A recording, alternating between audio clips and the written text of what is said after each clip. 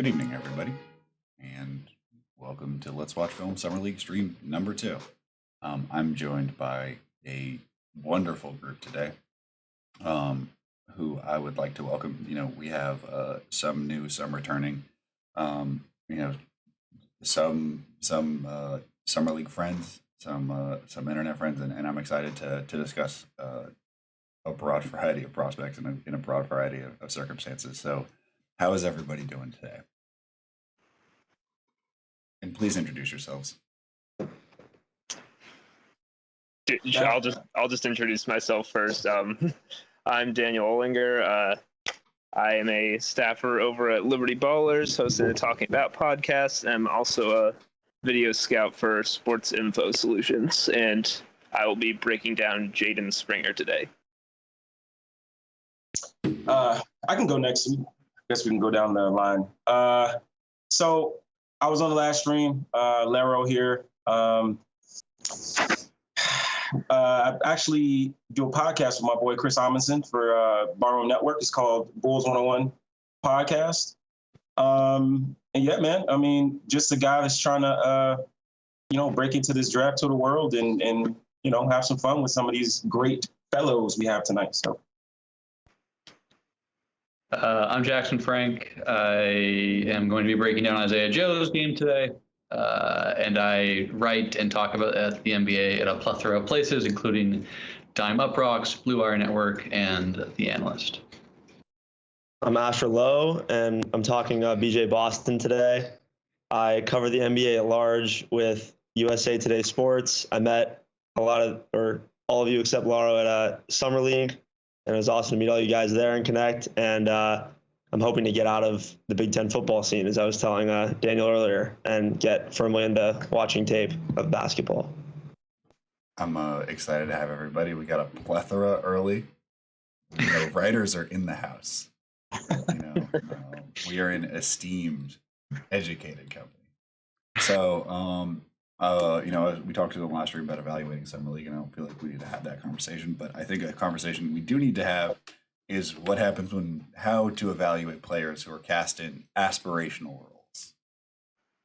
And through just the providence of the sign-up sheet, we have 4 people who struggled to shoot the ball in one way or another in Summer League. And the one way of read that is like, ooh, that's a rough efficiency experience. And the other half is to be like, the value of reps and the value of taking some lumps in a situation that doesn't really have repercussions. How would you guys broadly say that you evaluate players who are exploring the studio space?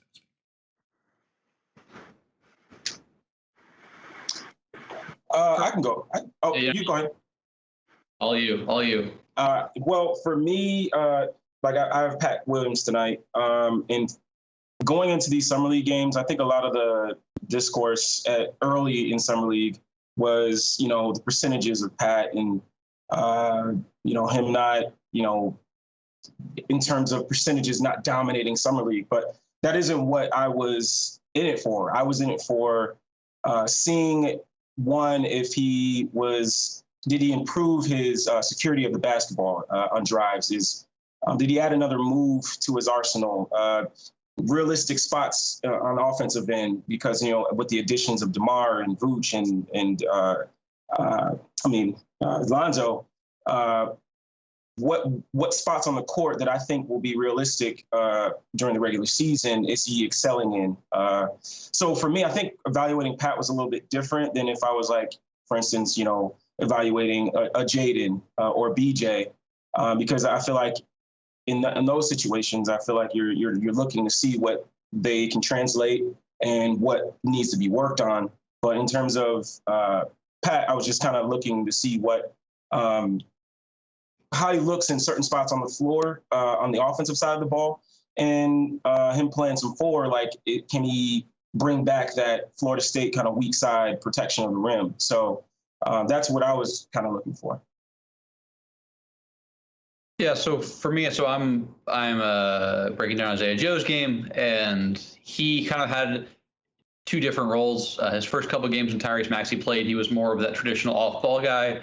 Was a lot more efficient in that role. The game we're breaking down is, I think, from his best performance against the Hawks when he was in that role. But then once Tyrese Maxey left Summer League, he was in much larger creation role. In his final game, he was defended by Jaden McDaniels, which is a very good perimeter defender already. So I didn't worry a ton about that, because the fact of the matter is Isaiah Joe will probably never get to a point where that premier defender, that like 1A, 1B perimeter defender in a lineup is going to be tasked with him. But at the same time, if he wants to break into the Sixers rotation, it's probably going to be by supplanting Furkan Korkmaz. So for me, what I was looking for is what sort of things can you do as a creator? Like, is there any second side creation there with him? Because he's already a better defender than Furkan, even if Furkan's improved. But the reason that they like Furkan in the rotation is because he gives you a little bit of creation juice as a secondary guy in certain lineups, which is something Isaiah Joe doesn't bring. So I was looking more at the process. I wanted to see, has his burst improved? Has his contact, his willingness to take on contact and play through it? How's his handle? So he didn't shoot the ball great, but I just wanted to see, was there any more creation equity in this setting? Because I think that's going to be the path to him carving out a rotation role this year. But it was also tough again because he had two different roles on the team. But those are the biggest things for me. I didn't really care about the made or missed shots. I want to see how he got to those shots, and I'll get into the details of it. I don't want to spoil anything, but so I was looking at those things, playing through contact and have his burst and handle improve, because those are the things that really kind of inhibit him largely from being a good 2-point scorer dating back to his time at Arkansas and also his rookie season. I'll just go now with Jaden Springer. Similar to like what Jackson was saying, obviously Springer and Joe both being on the same summer league team, it's kind of the same situation where the first few games, not a ton of on-ball stuff with both Isaiah Joe. More importantly, Tyrese Maxey is one of the most dominant players at Summer League, rightfully deserving and getting most of those reps. Part of the reason why I chose their last game against the Jazz, because neither Joe or Maxey played in that game, so they kind of, in a way, gave him, and to be honest, Paul Reed, the keys to kind of run as many pick and rolls as they want and see what they could create. And I think that's interesting for Springer, because you largely know what you're getting with him on defense. And I mean, we'll talk about it here in a little bit too. Like, his defense it carried over to Summer League. I thought it was very good. And this is kind of like seeing, we know you can do that.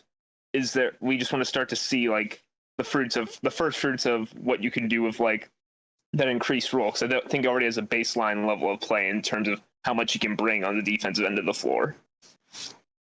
I think agreeing with what everyone said about the overall idea of kind of ignoring the minutia of like a single game box score, of some makes and misses, and more focusing on the broader picture of how does he look in this spot, that spot, definitely applies to what I thought about Boston. And I feel like that's sort of along the lines of what other people said. And with BJ, I mean, there were very obvious glaring issues at Kentucky, and they weren't hard to spot.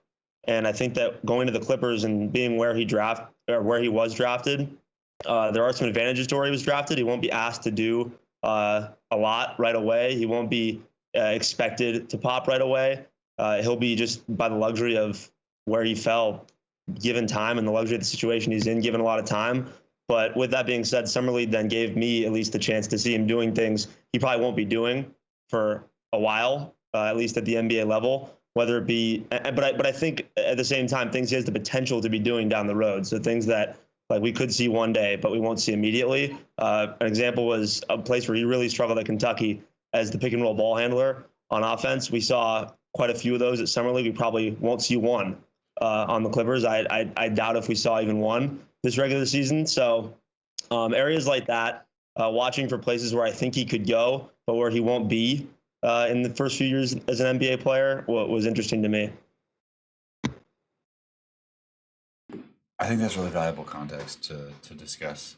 I mean, like, I think that there's a natural cognitive dissonance to be like, yeah, a guy had a 39% true shooting. I loved what I saw. And there's times where I've said that. I'm like, yeah, he got to spots, shots were made or missed or whatever. But like the process was good. And I think that that's so important for players who are playing a role that's not their next one, but they're just trying to build out, skills and repetitions within situations. Summer League may not be meaningful, but it can be valuable if it's approached a certain way by a coaching staff at an organization. So with that, let's jump into our first guy, Jaden Springer. Talk to me about areas of attention that you want to talk about with Jaden Springer. Yeah, so when I sent you these, like the first one was one that I try and think about a lot when looking at these guys because I think lower body flexibility just in general matters so much. Just the fact of being able to get lower than your opponents, because I mean there are different ways to get by someone, which is obviously kind of usually traditionally how you start offense is by beating someone in some type of way. And while I don't think Springer is supremely quick with a first step, like I mean, Tyrese Maxey obviously has a lot of lower body flexibility too, but he doesn't have that ability where if a defender just isn't paying attention or makes like one subtle mistake against Maxey, he is just going to burst by them and it's done because he's that much quicker than them.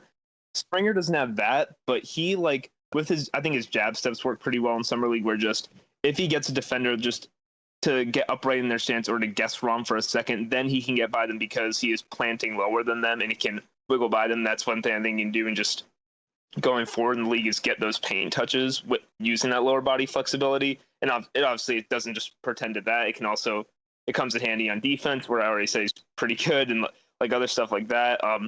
The second one, jumping off 1 foot. I mean, basically everyone who follows the draft or is on draft Twitter knows this is with Jaden Springer, which is that he likes to jump off of 2 feet. It's no secret.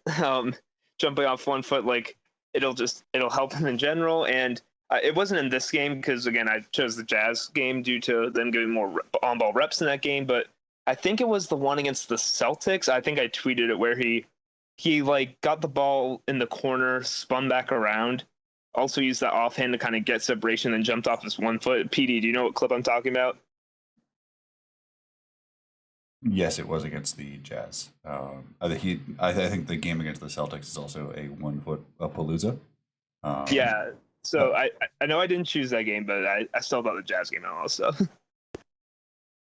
It's a 1 foot finish in the Jazz game, by the way, that I recall. So.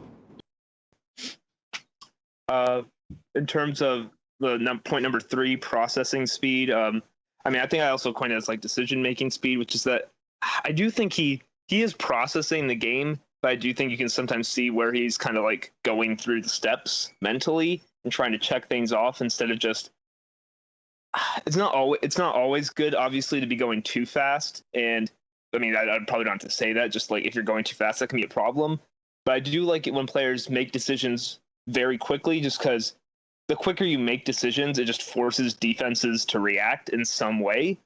Like, and I know another good example of this would be his teammate Paul Reed, who I don't think Paul Reed always makes the best decisions, but because sometimes he just catches the ball and goes, they have to do something because that is a tall man with a lot of length and some quickness just coming downhill at you. You kind of have to react in some way.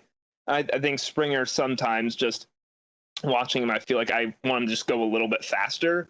I feel like by the time he gives the defense some time to recover with the speed of his decision making. For perils of missing short, I sent you those 2 clips of that we'll get to of him missing short on those threes, just the jumper in general. And I mean, this would be maybe I want to save this for later, but yeah, just in general, like they'll throw the stats up there if they're already up there. Like around 44 true shooting percentage. He didn't only 13% from 3 on 15 attempts in 5 games. He did not shoot the ball particularly well, and we can just get into in general how his shot looked. And then number 5, I didn't really know how to specifically hone in on it, but that's basically so I think Springer's a very, very good defender. He showed it in multiple games, or a few more reps in this game as well. But just even though guard defense is limited in how much it can do, because obviously rim protection probably is above all in team defense and how you perform there, it still very much matters that Springer is not only looks like a player already that defenses would never go after, he is one that like just can really make some impact with his understanding of his strengths on that end. Yeah, absolutely. I mean, I feel like these are. I think that what I really like about what you grabbed is also like it's not just things that need to happen long term. Like I think that there are more that you would want long term, like upper body flexibility. But I think lower body flexibility is a more a thing that could have been developed in the time between when we last saw Springer and now.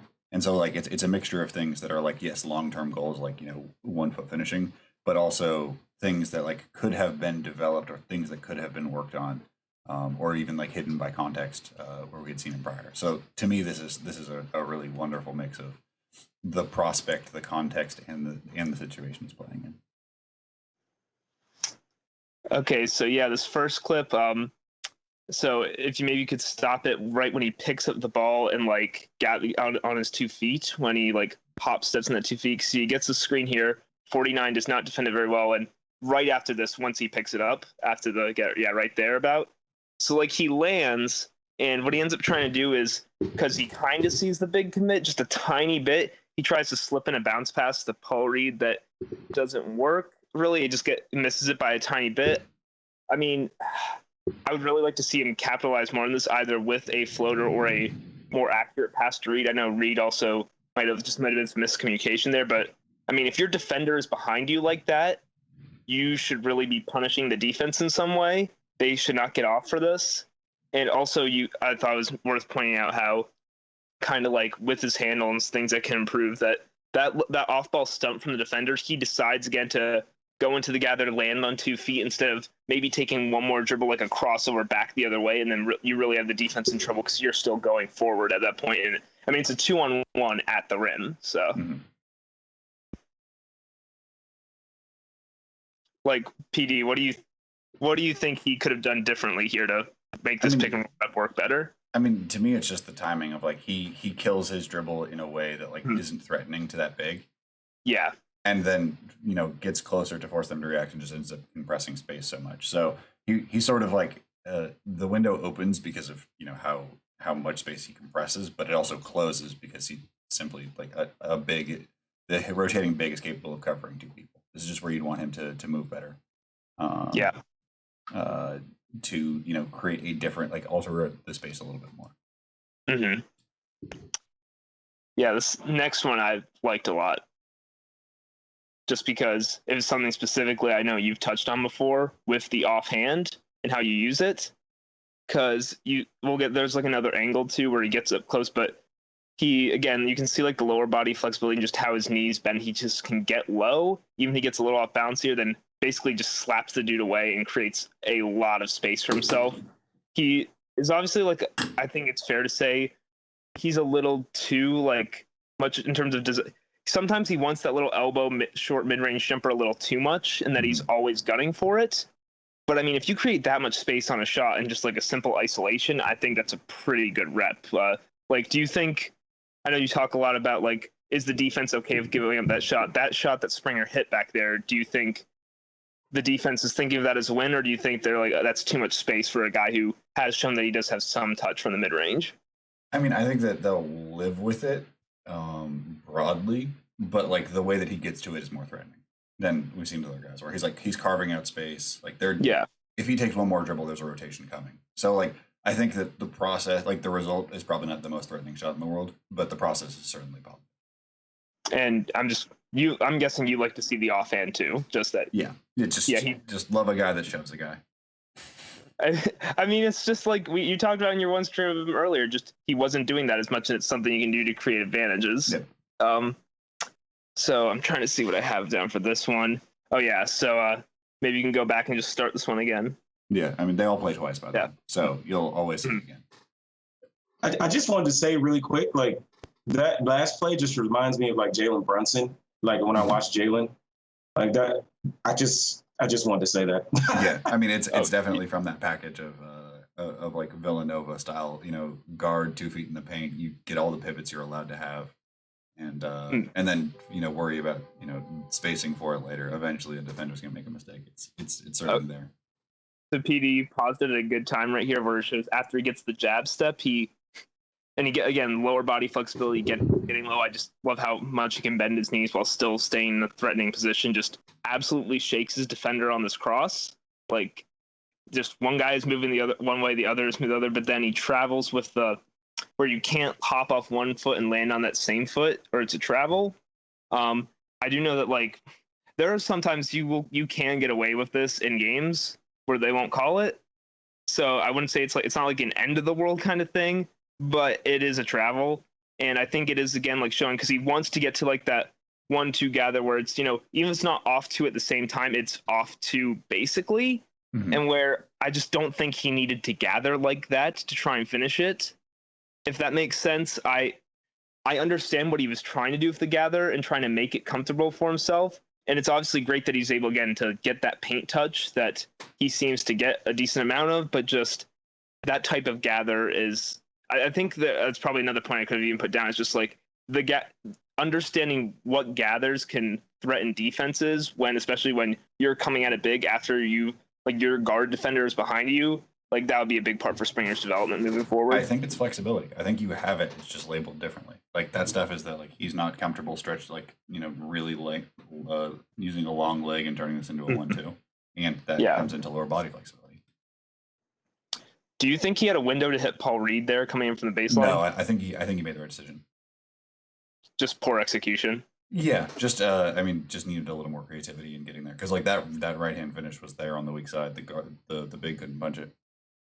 Mm-hmm. I do want to.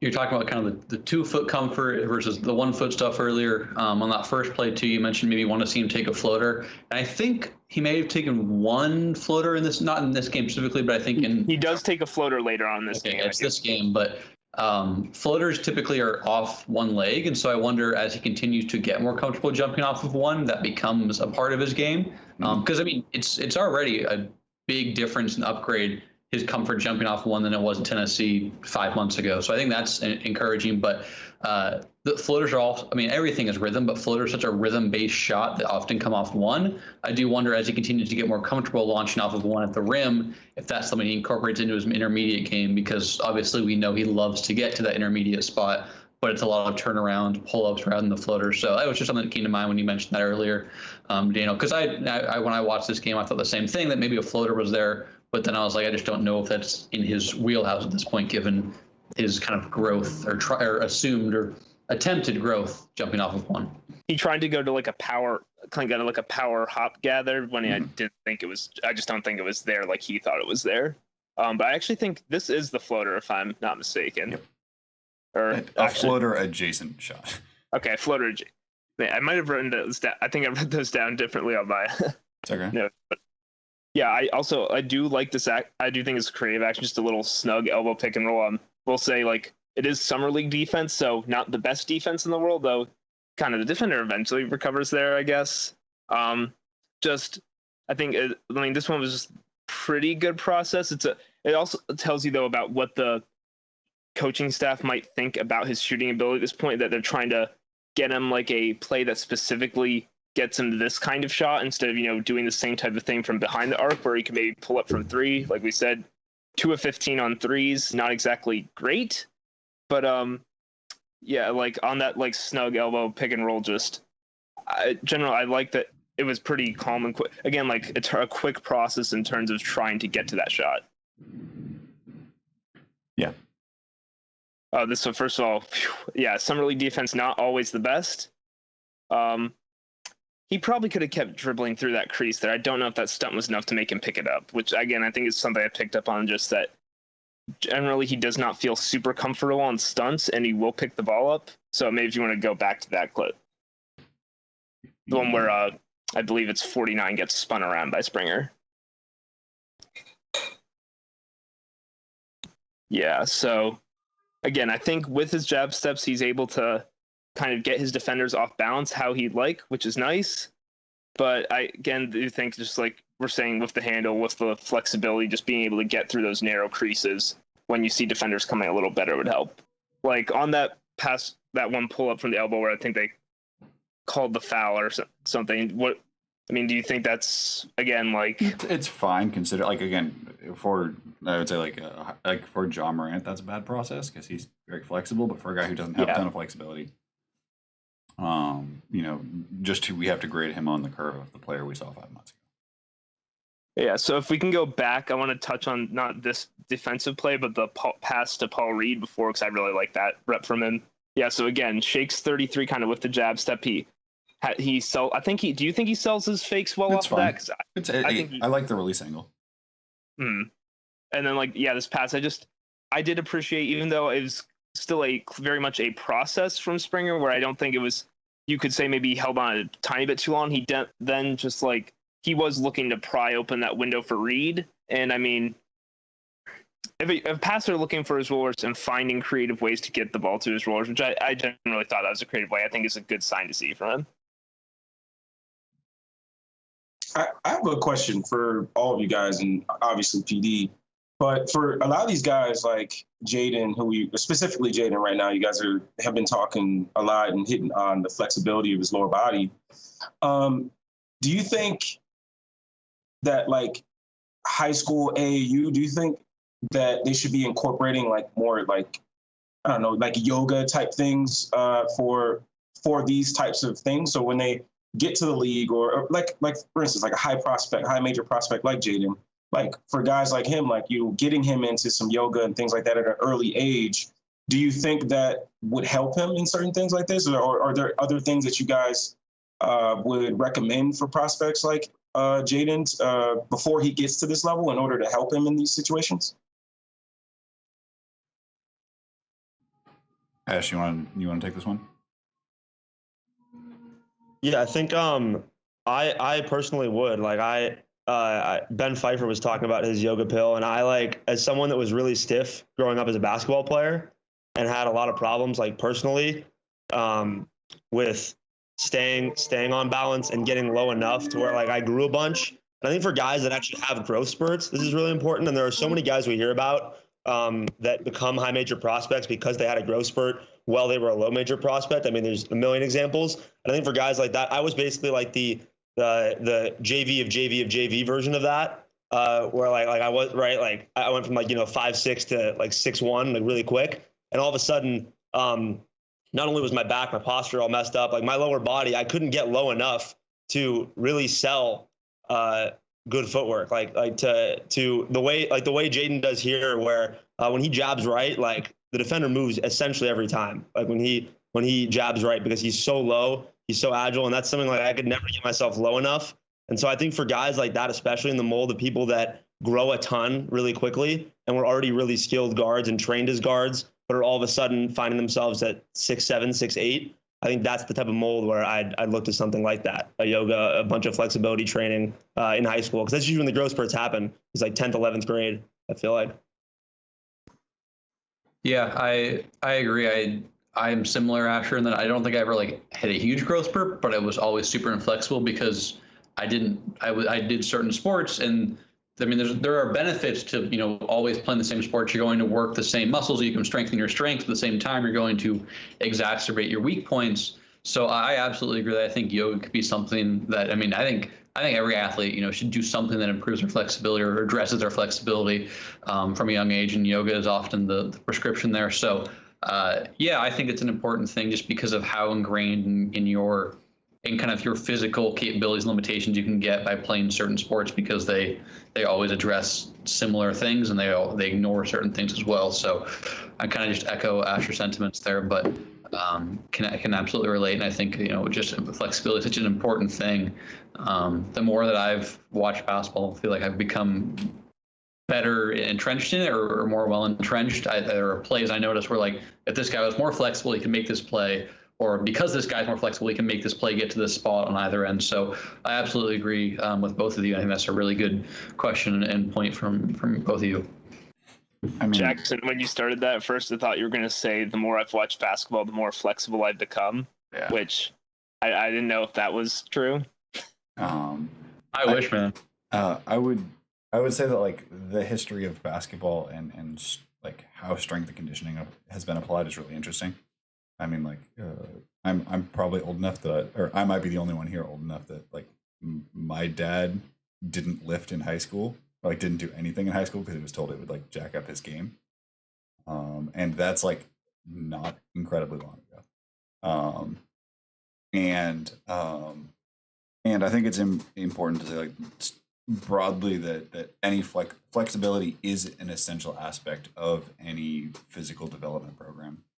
That it is as essential as doing core strength, and for I think that we are seeing the last like 5 years it just be incorporated in almost every major program, and and that like you can use flexibility practices as a palliative, but I think it's at younger and younger ages becoming just a fact of life that people don't look at as like, wow, I'm doing this new thing. It's like, no, we do advanced stretching, and then we lift, and then we'll do like in the same way that people didn't used to lift 25 years ago, and now we're at a place where like it's pretty common for people to pack on weight in the NBA. So yeah, let's jump on back to Jaden Springer. I think this one is the defensive play, where I think I made loud noises when I saw this defensive play, just like general. Because there are like three different things I think are all good. Two stunts that I think meaningfully impact the offense, which is you see like the short roll coming here, and he knows he's ready for that recovery, and then just like that shoulder dip is so clean and so nice. And I think it was also pretty good by Aaron Henry to stay there and negate that. Then again, Aaron Henry forces him towards Springer. Springer stunts at him again. Like Springer has two stunts that force the defense, force the Jazz to go the way he wants them to go. And then also you get crossed in there that screen navigation where he like, again, like with his upper body was able to dip his shoulder and get around that and blow that up. Like, I mean, is there anything else he could have done defensively that was better there? And I just think it's you rarely see that for a rookie playing summer league, especially at Springer's age.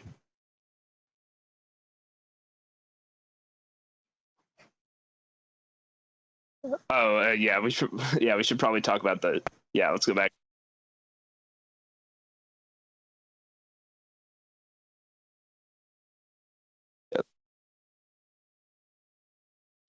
Yeah, so this jumper, the defender goes under, so I think it's the correct decision. It did not look great. This is what inconsistent energy transfer looks like, or a segmented jumper. Just like you can watch the parts disconnect at elements of the jumper, which is like it's fine. This jumper is very clearly being rebuilt, but like this is when we talk about segmented jumpers, that's exactly what it looks like. Where it's just not. It is not one clean line from toes to release, which is the ideal. You can see like it moves up to his legs and moves up to his core, and then just all not at once. And like I think what you were saying with what can be fixed sooner and what can be fixed like later for Springer, like on his career, that kind of thing where it was the right decision to pull that. Again, it was a spread pick and roll, and the defense went significantly under. He had the space to shoot that. So, I mean, I can't complain about the process at all. Just like you said, the only thing there is just, the jumper is going to have to be better than that if he would want to probably contribute to the Sixers this year. But I don't know if the Sixers plan to have him contribute this year. Does anyone have guesses as to whether Springer gets any rotation minutes for the Sixers? Like, I don't want to say come playoff time. Like, he probably gets, I don't even have a good number off the top of my head, but like, would we all expect Springer to not get a ton of minutes, meaningful rotation minutes with the Sixers this upcoming season?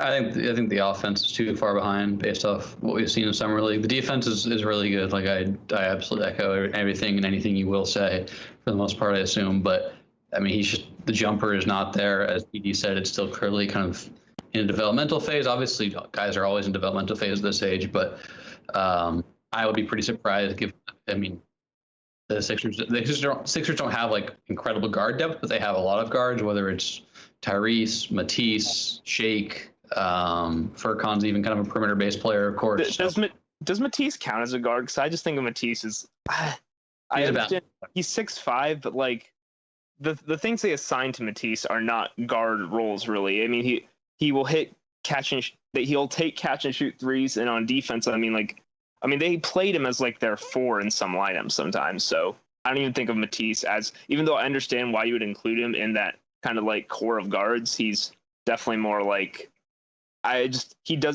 what he is asked to do by the Sixers is very different from what they ask Maxey and Milton to do. So I wouldn't like classify them the same way. Yeah, I think that's fair. I would just be really surprised if he got minutes. I just think he's too far behind offensively, even if the defense is quite good. I mean, he's one of their better. I mean, they have a lot of good perimeter defenders, so I can't say like one of their better ones, but he is a good perimeter defender. I would be surprised if he doesn't step in the league as a roughly above average. And I don't know. I would have to examine the landscape, but yeah, I just think based off summer league and even the college tape, I don't think he's there offensively to like he does some things offensively. I don't think he reaches the threshold NBA level yet to do that. And what they need from him is a spot up guy, based off, I mean, it's one clip, but based off the process, I think you would have to be pretty optimistic about its development between now and, whenever. Yeah, and like you said, they have the Sixers do not have a glaring need or someone to come in to fulfill perimeter guard defense. Like the Sixers, I mean, probably defensively, like we talked about before, probably the only thing they needed more of was size off the bench to avoid teams like the Hawks, like they did in the playoffs, using some of their lack of size off the bench against them in certain lineups. But they were not at need for, oh man, guard X is getting killed on isolations, or the screen navigation is so bad from this player and it's hurting us this way. Because I mean, for basically 5 years now, the Sixers defense has been the same philosophy of funnel everything toward Embiid and you're probably fine. Which, I mean, I can't argue. I probably do the same thing.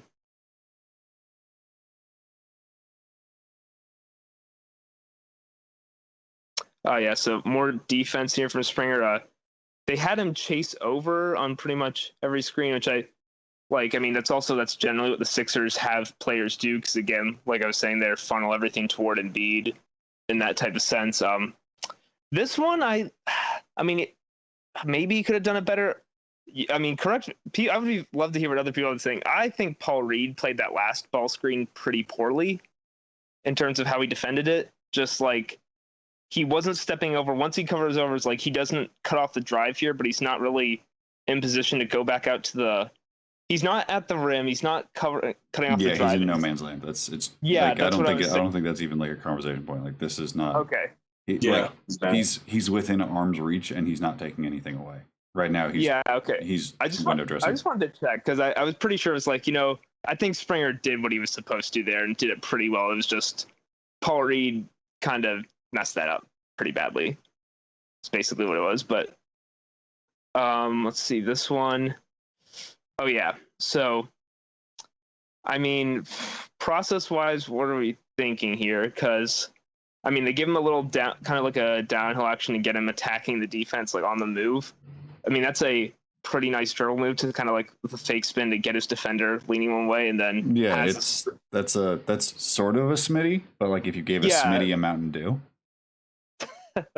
It's so out of control. It's so far committed and then comes out of it. It's nice. It's just very it matches him. I'll say. I would say Springer commits to a lot of moves. Yeah. And I mean, but that's the thing though. Again, with his power, you saw that. I think that is something I've talked about before with Springer, where is that even if I don't think that space on the advantages creates is that much space, he has so much strength bottled up in his body that if he just gets a little bit of separation, I think he can capitalize on it, especially going toward the rim in such ways, because just he doesn't need that much room to bump you off the spot, basically. Do you want to go back to that last one before this play?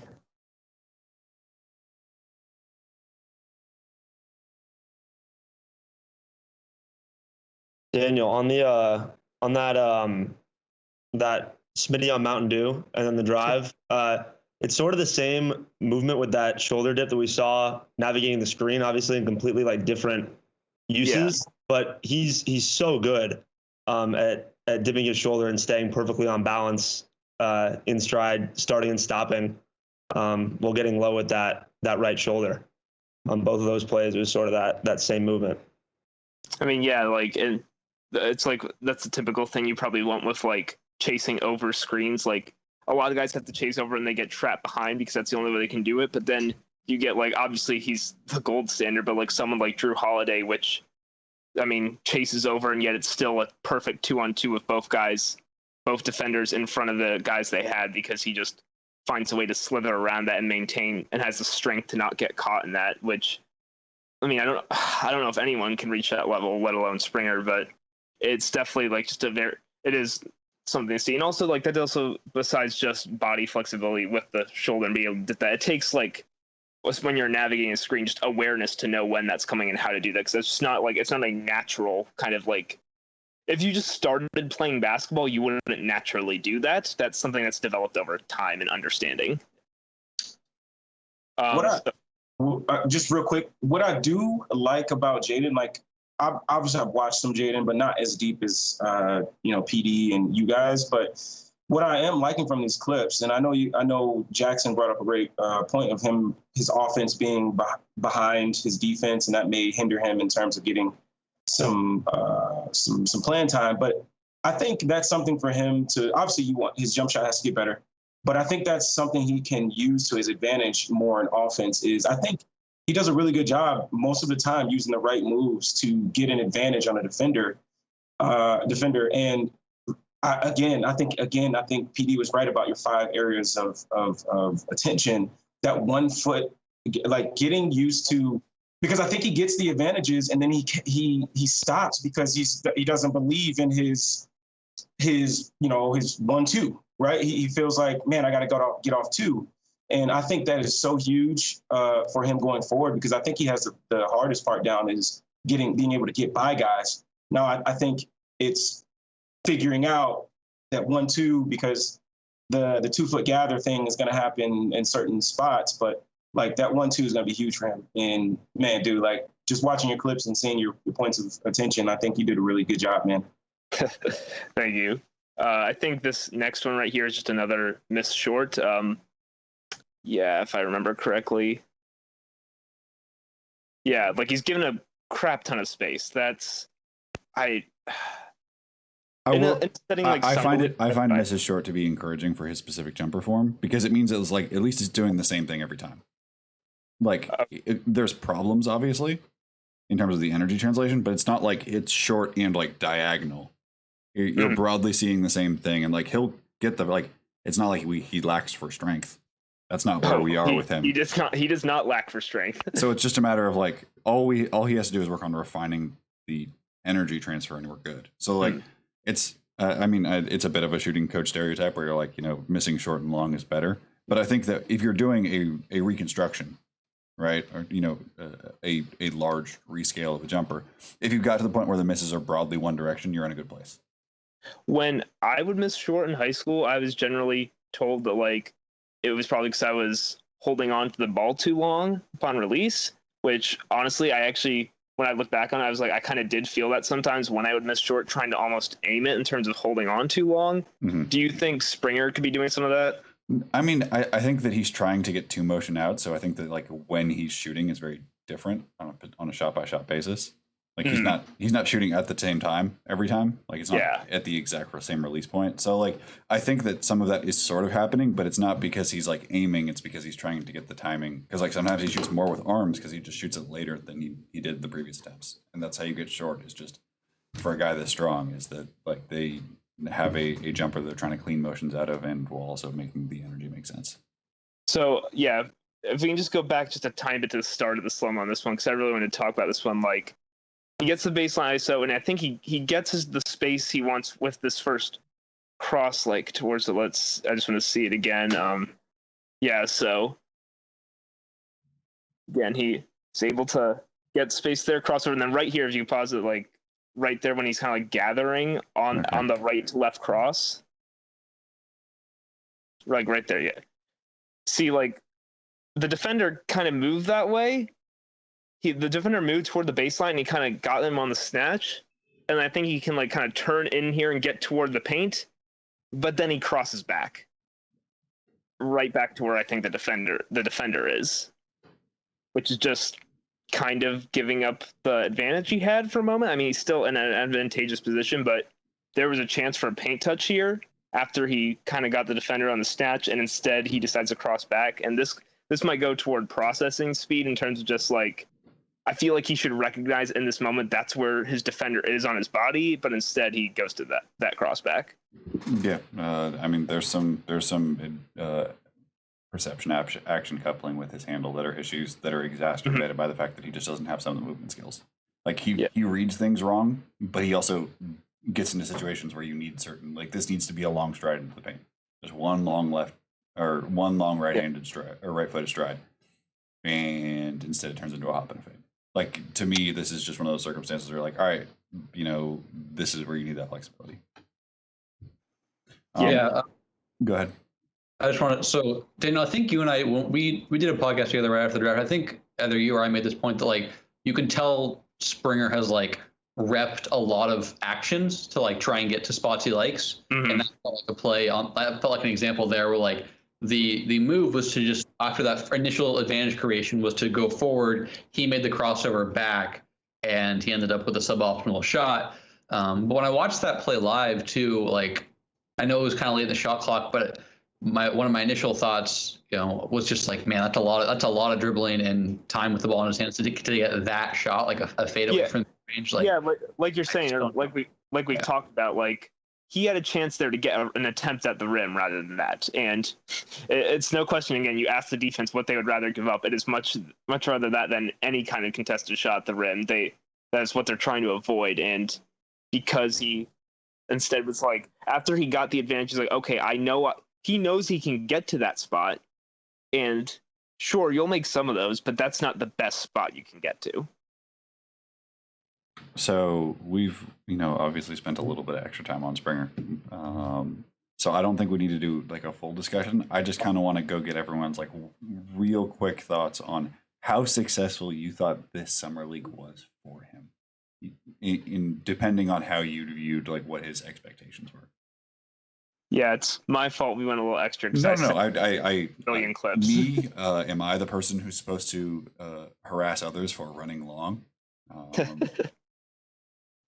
I would say, I mean, it's a cop-out answer, but it's probably not a success or a failure because, again, like the stuff that I was pretty confident would did translate in terms of the defense, in terms of being able to get paint touches, get by defenders with those jab steps, and with some of his moves. But yeah, like Jackson said, the shot is not where it needs to be yet, nor is honestly the passing and how he processes the ability to make those passes where it would need to be to make him an offensive threat capable enough of cracking the Sixers rotation at this point, which is honestly so it means he won't be at Tyrese Maxey's level as a rookie or get the same opportunity he did. But, that's fine. The Sixers still took him with the 28th pick in the draft, and that was a lot lower than most of us were expecting.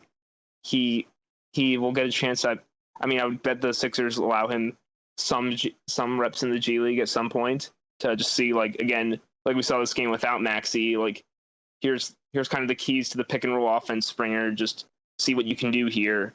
If you go under, we know you're not a great shooter at this moment, but if they go under a screen at the top, like try and get a 3 off here, we want to see how it looks. So I was generally fine with it. Like, he didn't blow anyone away, but that's honestly fine. I agree with. Sorry, Jackson. Go ahead. No, I've talked a lot recently. All you, Asher.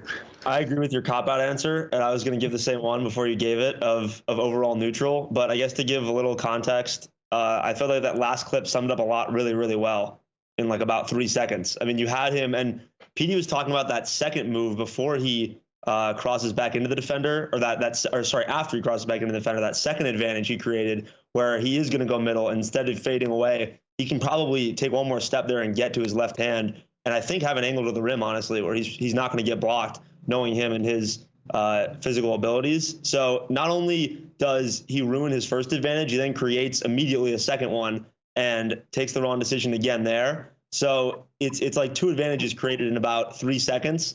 And it doesn't come to anything. I think there are really, really good signs right there. But then again, that's sort of similar to what we saw a lot of in college. So I'd be pretty neutral overall. I would say he might get blocked because instead of going up with his left, he might go up with off 2 feet with 2 hands on the ball and get pinned on the low side of the backboard. Yes. It would have had to be that one long step. I want to take a long step and then going up quick with the left, I think. But knowing his history, he might go up with 2. Overall theme of the past hour could be take longer steps, Jaden. I thought it was a successful summer league for him, honestly. The defense was like legit, like phenomenal. on and off the ball. He had some weeks at rim protection. He made a lot of nice stunts and digs. He was obviously awesome on the ball, containing dribble penetration or keeping his man in front of him. And the biggest thing for me, like, yeah, the offense was rough, but like to look that much more comfortable as a 1 foot leaper less than half a year after he barely did that in college, I think is something that really portends well for his developmental curve. Obviously, yeah, he had a lot of plays where he passed up corner threes or wing threes where he went to the mid range, but I think that alone, just how much more comfortable he looked. Of course, he had some plays where, and I don't think it's necessarily in this game as much, but he had some plays where the preference for off two gave him some issues as an interior scorer, but that was really impressive. As Daniel mentioned, he was able to get paint touches. The interior passing was still there. So, yeah, I mean, he's got a little ways to go, I think, to become a viable rotation player in his current context, given how, like there are diminished returns with his perimeter defense. So that matters too. But I thought it was a success. The defense was awesome, and he showed some key signs of growth in an area for him that needed to be addressed. If he's going to be kind of a 6'4"-ish slasher, he's going to have some diversity as a leaper, and you saw some growth there, or significant growth in 4 or 5 months. So I think it was a success because of the defense in that one area developmentally with the leaping.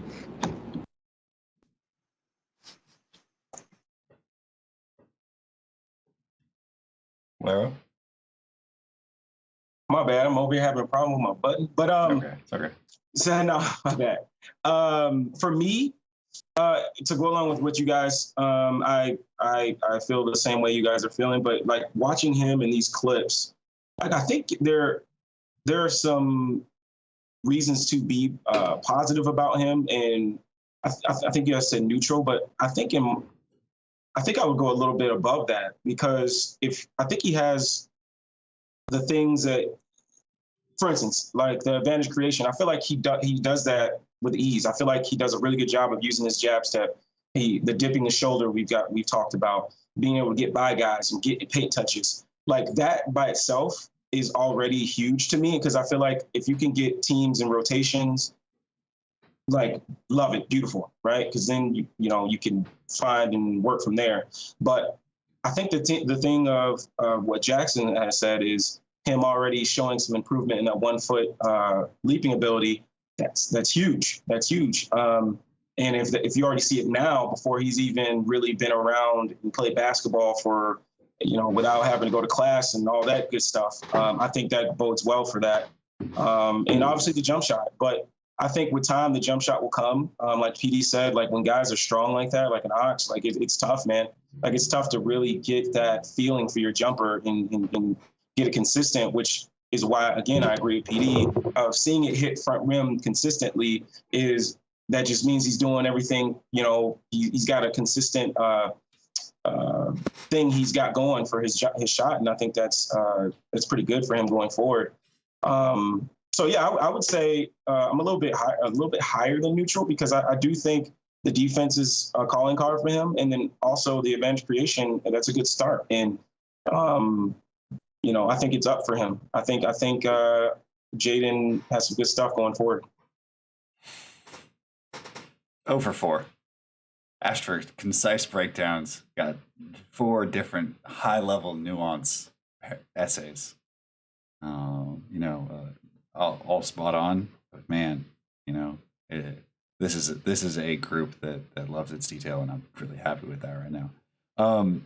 I think the biggest I can boil it down to is he did a skill that I think is very difficult to gain extremely quickly in jumping off 1 foot. He took like 12, 15 maybe 1 foot layups, which is a difficult thing to really adapt. And he tried new stuff. And those are my 2 concerns. They both happened. I don't know how much more I could ask for, realistically. So I would say this is very successful. Shall we move on to our first returner in terms of guys who were in the NBA last year, in Patrick Williams? Larro, talk to us about the areas of attention that you're paying to former top 5 pick Patrick Williams as he's uses this summer league opportunity. Yeah, man.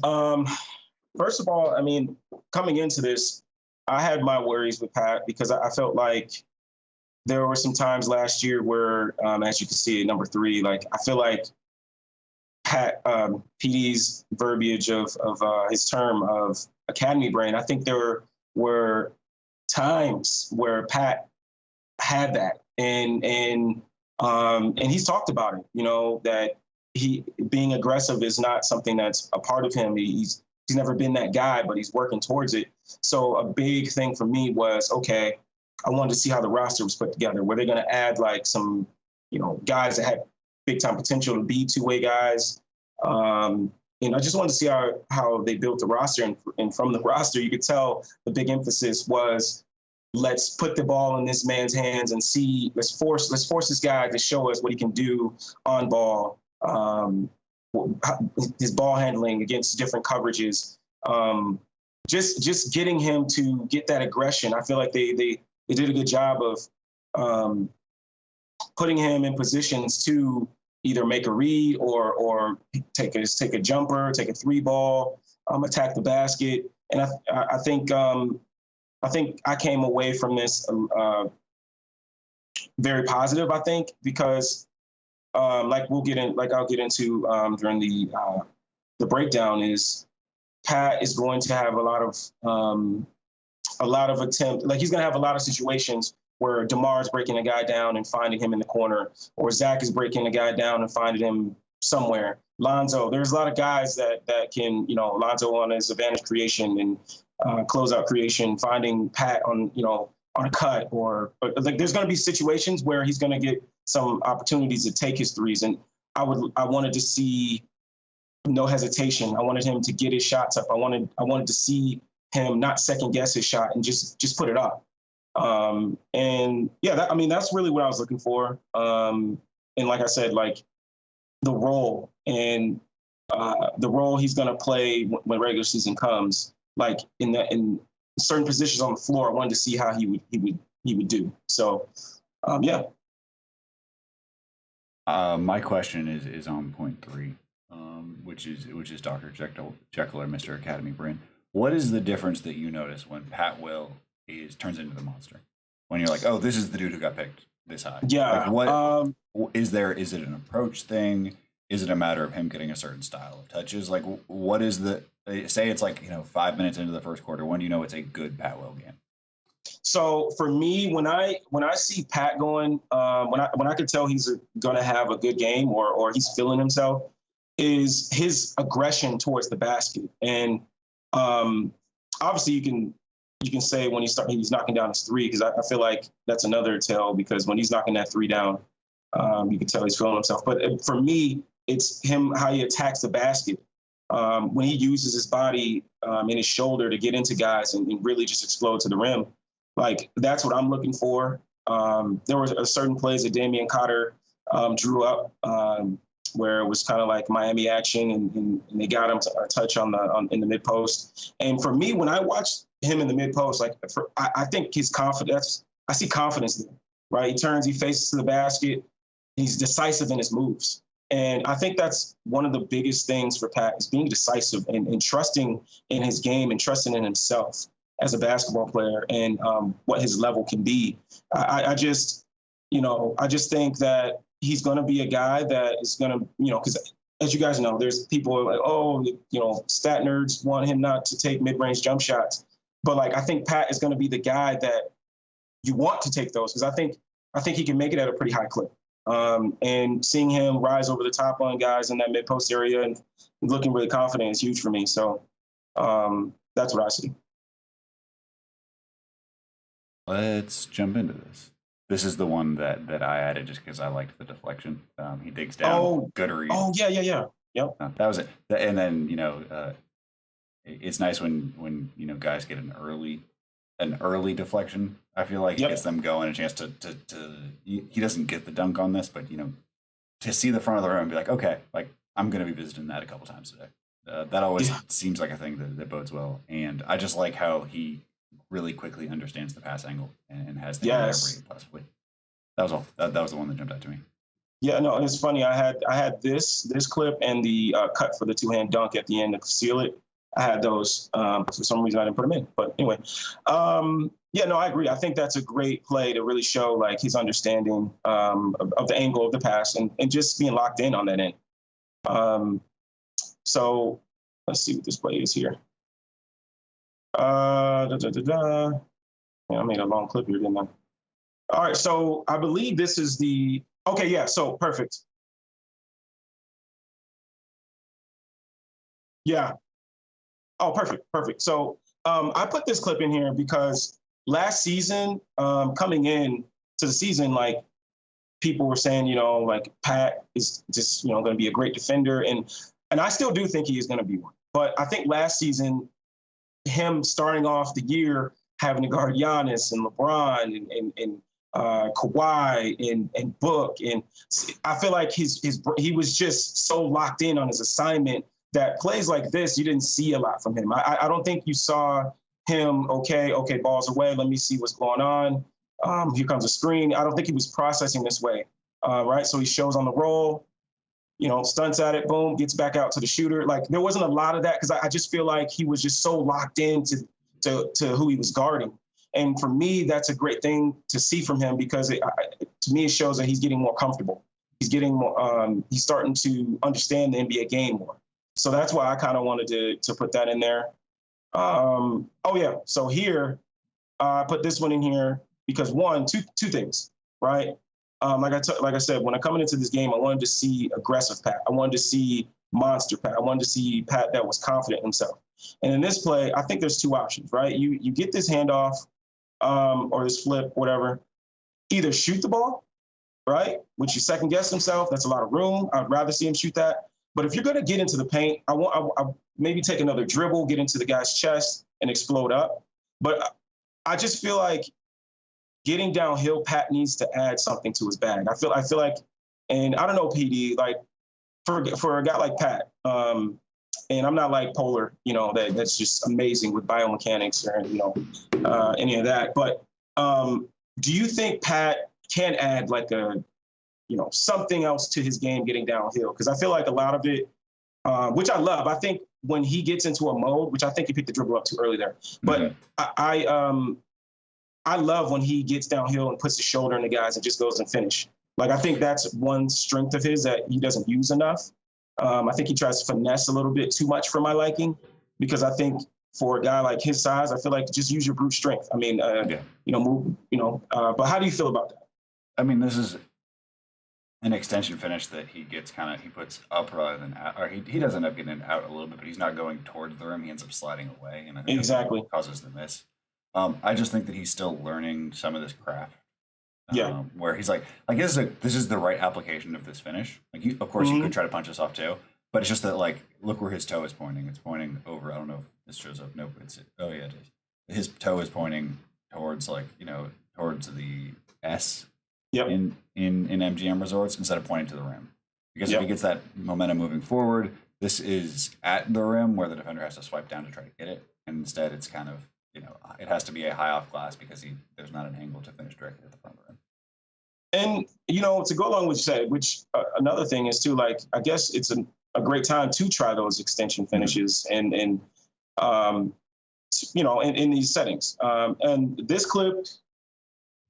Even during the season, last season, watching a lot of, obviously I'm a Bulls fan, so I watch a lot of Bulls games, but I think there were a lot of these last year where, I can recall that he had a great back cut against Phoenix and he just totally, missed it wide open. And I just wonder, like, is there some lack of concentration with Pat in these situations? Because that should be, buckets, you know what I mean? So I just wanted to bring this up because, yeah, it was only one, but like I feel like last season there were a couple of these that you just wonder how he would miss some of these. Yeah, I think he has some self-organization issues. I think that's he's somebody who has had pretty interesting muscle development, to put it lightly. And it's been a number of different sizes. He looked a lot leaner than he did, like, even pre-draft, it feels like, just in terms of how, like, in terms of body shape and body makeup. Like, it's not about how strong he is, it's about how it's proportioned with him. And I just feel like there are times, and this has kind of been his take throughout, is where he'll have like a series of really coordinated moments and then one where it just kind of fails. Yes, And exactly.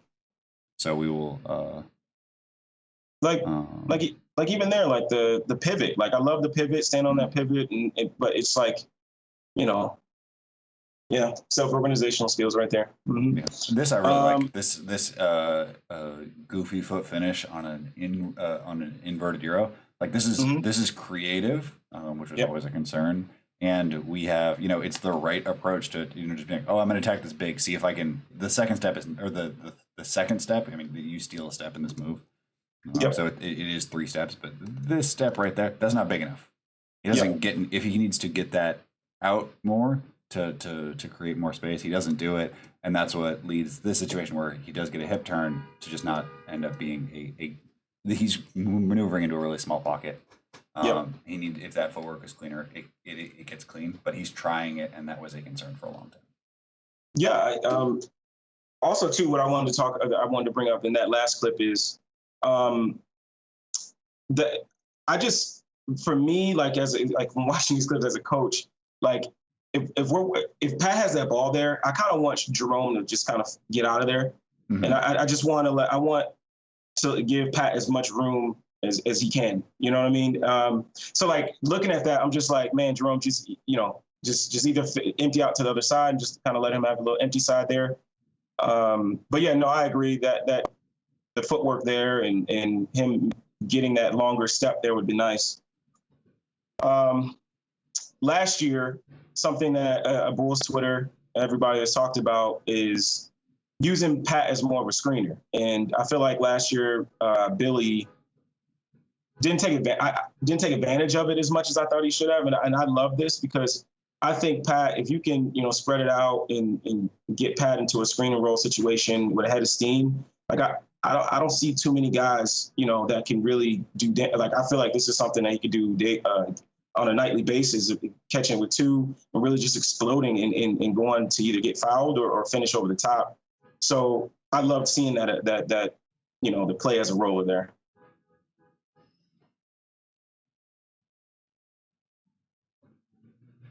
And then next we have a little bit of shooting, I believe. I think so. Oh yeah. This is the clean, just kind of no hesitation. Yep. Like I love that from Pat. Like when he just don't think about it, just let it fly, right? Just trust in your game, and this is one of the attempts that I love, right? You just 1, 2, right up, not even no hesitation. And I think that was one of the biggest takeaways for me from the summer league is. People talked about field goal percentage, but I wasn't really worried about that. That one percentage that I was worried about that I wanted to see was the 3-point percentage, and also, when he had his attempts, what he did with them. Did he kind of do like he did last season, where he passed him up and tried to get to that mid-range pull-up that he loves, like he did a lot last year, or is he going to catch him and put him up? And I think for the most part, I was pretty encouraged with how much he shot the 3.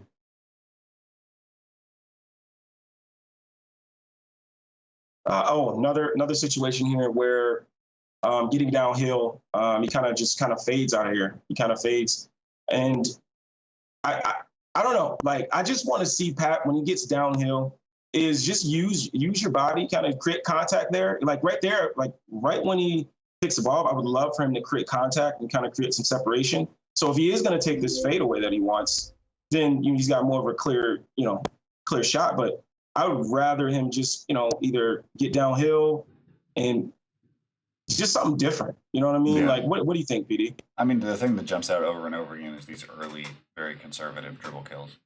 Yes. Is that he's just not, like, we saw him use the gather step effectively in terms of timing. And here, like, his handle was always going to be a problem. And I think for guys who are built like him, it just presents differently. And it presents with like a lack of creativity and specificity with how they pick up their dribbles. So you see him pick up like at the free throw line a lot, where as his archetype gets older, they often will steal another step. Where like, I would normally kill here. I'll just wait to touch it with 2, waiting a second, I get an extra step. Now I can do what I want to. Yeah, and that limits his. It's one thing if you have a little less of a repertoire with footwork, but you can't have a little less of a repertoire and put yourself in bad situations with early dribble pickups, because now you're layering problems on top of each other and you get situations like this. Definitely agree. Definitely agree. Now, do you think that Pat can develop that? Do you think that just over time, like he still is young, but Yeah, this isn't like a concerning thing. It's just a reality Okay. of where we are. Like, I think that we've seen more craft from him than we did last year, and obviously this is a different That's true. perspective. But like, this is Yeah. why is that like he will put himself in situations where he's dribble killing early because he's really vulnerable to digs, which is I would say an archetypal concern for every big wing is like digs are going to give them problems always Yep. until they Yep. get to the point where teams can't send a little bit of help and shut them off. Like, this is not a hard dig. Yep. No. And like you should have seen it coming. He doesn't because his handle's not quite there, which again, fine. But that's the cause of the behavior that we're seeing, in addition to the developing craft. Yeah. So for me as well, like you said, that dig wasn't hard at all. But I think the decision making part for me was what I thought about when I saw that play is if you just look at, like you said, looking at the floor, seeing what the defenders are, like I would much, instead of trying to cross face and go by one of the defenders at the top of the key, your defender, like I would rather you maybe go corner 3 side and draw that help and kick it to the corner rather than taking that chance and like you said, getting that, that dig, getting in there and stealing the ball. Like I just would rather see that, like in terms of the decision making, maybe try to get downhill and draw the help and try to and obviously strong side help is not something that a lot of teams in the NBA do. So you may have a better shot of getting to your strong side and going off 2 or maybe a wrong-footed layup and try to finish. So I did like how much switching he did. I mean, just generally, Mhm. we're a long way away from Chris Likes doing what he did to him. In maybe one of the like more disturbing prospect tapes that I've seen is just like Chris Likes was built in a lab to give Patrick Williams trouble at Florida State, and like it was rough. Jackson is laughing because he remembers multiple conversations that we had being people being like, yeah, I love Pat. Well, I'm really taking him really high, and they just like would spam the gifts of that, being like, you sure about this? I'm like, it's fixable. I believe in it, but like seeing him even just like confident on these switches, and to the point where the team is like throwing him out there where 18 months ago, the idea of him guarding like summer league level guards of various sizes on switches is a thing that like would probably have given people nightmares. And like that's we don't really notice it as a development because he's not murdering these switches, but he's able to do them, and that's a level of progress that we've seen from Florida State. And that clip that you just showed, like for me, a lot of these clips, like it's more of a mindset thing for me, like looking at Pat, because again, last year, like I feel like he was just so prone to just, hey, let me get it to Zach, or let me get it to Saddle, let me move it. And what I loved about it is like he let me get downhill and like the aggression part of it, being aggressive and getting down. I love to see that from Pat. And that's more so why I picked that clip, because he grabbed it and he went. He wasn't grabbing it and looking for Jalen Adams or Io or Dotson. Like he was just, let me get up court and let me create some offense. And that's what I've been looking for and seeing in these games is just seeing his aggression, man. Like I want to see Pat just do what he does. Like, and this is a play here where they get that set that spot for him in the mid post, and this is like the situation where I'm saying like a roll and spots on the floor, because I can see the floor being more space for him, because obviously Vooch and DeMar and all these other guys are going to be out there with him. And I think this is a realistic touch for him. I think this is somewhere he can really go to work and either draw a double, find help. I mean, find the cutter, or just going to work and taking that shot, which I think he's really comfortable in. And excuse me, and like in the playoffs, like we saw, like mid-range jumpers were huge, man. And I think you have a guy in Pat that can do it consistently enough to be a big threat from there. And I just love, like I said, I just love the aggressiveness. Like he's not looking to pass, he's looking to score. And again, mindset thing for me with Pat. So you said a really important word, and it ties back to what you were saying about creation usage in your areas of attention, and that's comfort. And to me, what I'm seeing is that, like, I asked the question a little bit earlier about how do you know when Pat's having a good day? and one of the keys for sophomores and for third year guys is going from bad days to good days in the flow of a game. And I think that when I see this possession, I think of like, okay, we're in second quarter, we have our media timeout. The coaching staff is like, okay, Pat's struggling. What do we do? And then it's like, oh, well, this has been a thing he's been really comfortable with, and it's been aggressive and pretty unilaterally. He has times where he'll pass up, open threes. He'll have times where he swings, the one more when he could shoot it. But the thing that he's been consistently attacking is these like 15-foot mid post ups. And so knowing that this will be a thing that can get him going. So when it's like, hey, you're not the rookie anymore. You're a guy we need offense from. To me, this is really a sign of, I think, a coaching staff learning what buttons to push to get that aggressiveness turned up, even if it's against second units or, in lineups that need it a little bit more. And I think it's going to, especially early, look like this. Yes. I totally agree, man. Like, I said, I love seeing him in that mid post because, like I said, even in this game down the stretch, like, they just spammed it and he just went to work, and I loved it. I have a question. I'm curious for any of you, specifically Larro, most likely. So we're talking about the mid post touch there and how that could be something he does, in this current context with the Bulls or current regular season context, not the summer league.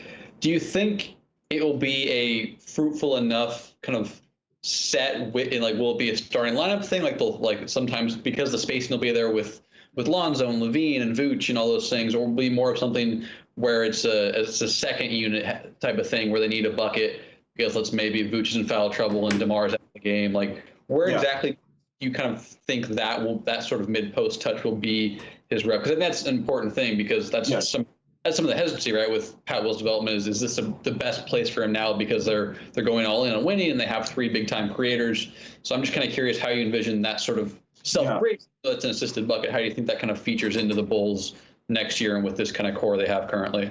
So for me, like I think you hit it right on the nail. I think it's going to be in that second unit because obviously you got Vooch and you can run that type stuff with him. But like in that second unit, maybe you have Caruso or Lonzo in that group with hopefully when Kobe comes back, Kobe. You can I think that's where you get the most out of him is in that second unit where I think you can get some good looks out of that set with him. And really, like you said, be a fruitful set for him in that second unit. So I would say that I don't even think it has to be fruitful in terms of efficiency. Yeah. I just like it as you could use it obviously there's a lot of options if you want to run like Iverson with DeMar and then have it be an elevator underneath to Zach, and then if that busts you have like Pat to slam down for a mid post catch. Like that's a pretty easy way of getting to it with their offensive lineup. But it's more of a thing of it's difficult with guys who I think are more are more academy brained or who are just sort of more attuned to the team function to get them to turn the offensive motor up. And to me, the way that I see these moments is just okay, Pat has not gotten a shot. He has played 8 minutes. We need to call that. And I'm not saying that it's like the Kendrick Perkins Memorial post up or whatever, but it's the idea of this is a thing that a button we now have, and it's a thing that I think they struggled with his rookie year. What do we do when he's having a bad game? How do we which is a common thing for rookies of just figuring out how dudes are wired and what sets kind of can get them back into a flow. So I think even if he doesn't even if it's not a thing that they go to a lot, just the discovery of his level of comfort there is, I think, a good developmental sign of them starting to understand the colors they're painting with and the best way to use them in this, if that makes sense. I guess. Yeah. So what I would be curious about is, do you the reason I talk about kind of the efficiency of it on that set, because for Pat, you want to make for his development, you want to make sure he has more good games than poor games. But do you think either of you can answer is will it be good enough for Pat's having a tough game? Is it worthwhile to get him a touch versus let's just go run Levine, Vooch, pick and pop and work that? Pat's not playing well, but we have more important things to focus on. Does that frame make sense to both of you? Do you kind of see what? 100%. I'm curious, for you specifically, PD, do you think those opportunities will still be there, or is it more for you long term? That now the coaching staff realizes if he needs to get going, this is something we can do. I think that you can get there. It's obviously a little bit harder with DeMar specifically. to find those like play designs to find places where you can get both of them hypothetically comfortable on the floor if they're struggling. I think that would be one of the lineups I'm really interested in, is watching the minutes of like bad DeMar Pat minutes and just watch the offensive sets and what they're calling. Because I think if they're both struggling, they kind of have the same comfort spots and have the same kind of comfort sets. So you could have some moments of a coaching staff really trying to figure out what it needs to be. That being said, like, if you have a guy who is comfortable in the mid post, I don't know if there's a person in the league I would want more to be teams with than DeMar DeRozan. Just to be like, hey, so this is the footwork I like in this situation. Let's talk through it. Like, I think that I think that me as a person who thinks that the Bulls will generally be like that. What's the nicest way to say this? I think the Bulls will be fine, and like, there's not really a circumstance where things like go really poorly. But I also don't think there's a circumstance where it goes phenomenally. And so I kind of think that for me, it's like, this is kind of going to go the same regardless. I'm just glad that they figured this out long term for Pat and his potential development, whether that's, a thing that ultimately wins them a playoff series, or, they just are the 7th seed for 3 or 4 years or whatever. But it's certainly a thing that I didn't think that he had found a comfort moment until this summer. That was the first time I was like, okay, I now know what he does when he's shook, or like what you can go to when it's looking a little fuzzy. And I think, we've seen how effective that kind of idea is, like when, the Timberwolves figured that out for Ant, like what Ant really liked to get going when he was struggling. So I find that to be a fun developmental concept. How often they get to it, TBD. Yeah, to answer, to give my perspective as well, like Jackson, like again, like you bring up, a great question. I think you're right in the fact of, if I'm understanding it correctly, is like, okay, is that going to be efficient enough to kind of say, you know what, we're going to run this instead of spamming the Vooch, and Zach pick and roll, or even DeMar and Vooch pick and roll. But like, I just feel like PD said, like watching Pat last year, you would see flashes. You would see all the time, the passing, the games where he would shoot well, the games where he would drive it. But you never really saw a game where you were like, okay, that's it. That's what he can build off of. And that's where you can, get him the ball and he's in his comfort zone. He can turn and see the floor. See the help, because he has that beautiful like one hand whip pass where he can take advantage of rotations and see what's going on. Like, I think that's it. That's where he can build off of and go from there. So now, as for me, if I was coaching, if I was Billy, I would probably run it more if he was running with the bench, just to give him to help that second unit. But you never know, man. Like, you never know. I think I'm not capping Pat. He's still young. Like, you never know what you have there. Like, you may unlock something, and Bulls may be on to something that could be really nice. But early on, like you said, I may just like save it for second unit, and if it becomes really efficient and something that you feel like, okay, we can actually do this a ton, then hey, we'll see where it goes. Yeah, I absolutely agree with both of you, and I think you both made different points that I'm in lockstep with. I just think when you talk about prospects, not that either of you ever missed the mark on this stuff, but when you talk about prospects, whether it's watching them in college, their pre-NBA sample, or summer league, it's a matter of, maybe this guy can do it, but can he do it to a point that earns him this sort of rep over a different action in the offense? That's why it kind of goes back to the Springer thing. Like, maybe he can get some paint touches, but it's never going to be something the Sixers should prioritize. So when we talk about Pat getting rhythm and finding ways for him to get comfortable, I do kind of wonder if that mid-post thing will be a worthwhile endeavor for the Bulls, given they're trying to win now. But I agree, especially with the second unit idea. I think that'll be kind of a good thing for them to try and tap into occasionally if Pat's kind of off his game. Jackson has nailed something that I've tenuously titled the grumpy coach test, which is if you are able to explain why a prospect should play to a grumpy assistant coach. It's like, what does he do that gets him on the floor? And, I think that to evaluate the draft and evaluate young prospects in general, you kind of have to have an optimistic outlook. And you, I think, will find that not every coaching staff feels the same way about young guys. Where it's like if he does it, it's fine. When he does that, he'll get on the floor. And a lot of players just don't reach the levels that I think the youth excitement is for because they never get through that test. Like a coach is always like, I mean, he can shoot well enough, but like I could find better shooters. Like you have to be able to get an NBA staff a true reason to not play a vet, and that's a high bar.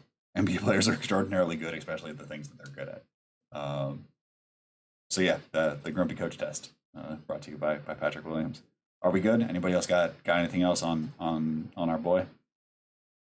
I was just gonna finish with like, do you think I can pose it as a question or a comment, I guess, but do you think that playing with DeMar in some ways maybe takes away that best second level defender that would be on Pat in other situations, playing with other guys? Do you think that like the guy he's going up against in that mid post area could improve playing with guys that hold the gravity of a DeMar in that area, or guys that hold the gravity of a Zach just overall? I mean, I think that I guess spin it as a positive. Yeah, I mean, I think that in general, Pat's just going to get a lesser assignment thrown to him because it's like no NBA team is taking somebody off Zach LaVine, no NBA team is taking somebody off DeMar. Like, I think that he's going to benefit from getting a lesser quality of guy, but I don't think that like the mid post is necessarily going to be where that represents itself. I think it's more that like you can match on his best nights, you can match his usage to the person who's guarding him. Yeah, I totally agree with everything PD is saying.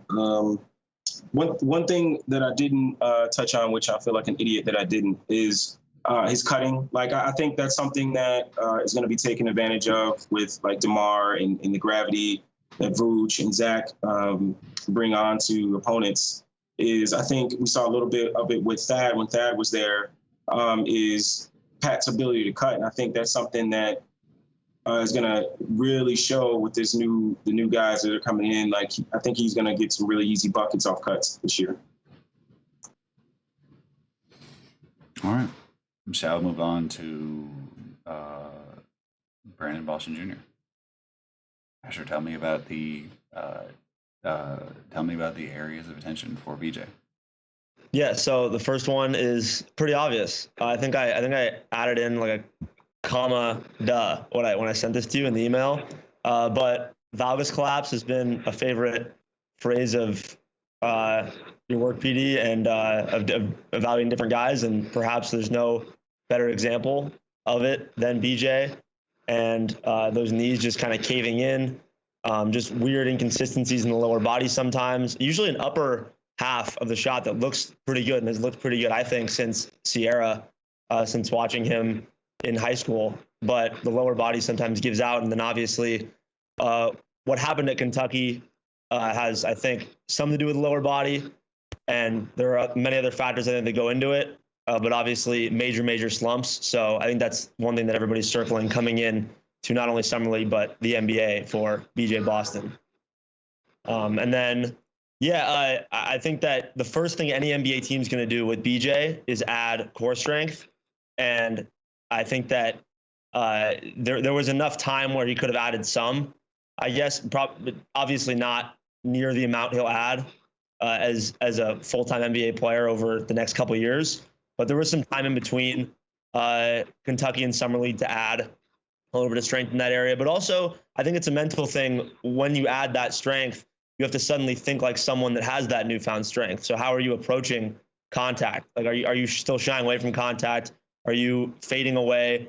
Are you attacking the rim with that new strength you have, or are you kind of playing like the player that didn't have the ability to go in a straight line drive to the basket and go through somebody of NBA physicality and strength? So that's what I was watching for there. And off-ball awareness defensively is I feel like he can sometimes be a little bit locked in on the basketball, and a lot of young guys can. And I think there's a play at the beginning of these clips where he is locked in on the ball a little bit. His head's like moving back and forth a little bit, focusing on his man in the corner. But that guy slips backdoor, and there's no pass made or anything. There's not really an angle to get it to him backdoor, but like he has absolutely no idea, and it impacts the second half of that play. So just in general, his awareness off ball and how he looks in that situation defensively, and then in terms of advanced stats with him offensively, the worst place he was on the floor outside of, I guess, you could argue just as a spot shooter, it was rough a lot of the time at Kentucky, but outside of that, as a pick and roll ball handler, he really, really struggled this year at Kentucky, and it was pretty limited in terms of reps, but it's still more than we're obviously seeing in a few games in summer league, and more than we'll see in the NBA. But also, like I said at the top, talking about him, summer league was that chance for us to finally see again probably some pick and roll ball handler reps where we won't see that on the Clippers this year. So yes, it's only a few of them, but watching for that because it was really rough. He was in the 9th percentile. I have it written down here. 9th percentile, according to Synergy, as a pick and roll ball handler last year at Kentucky.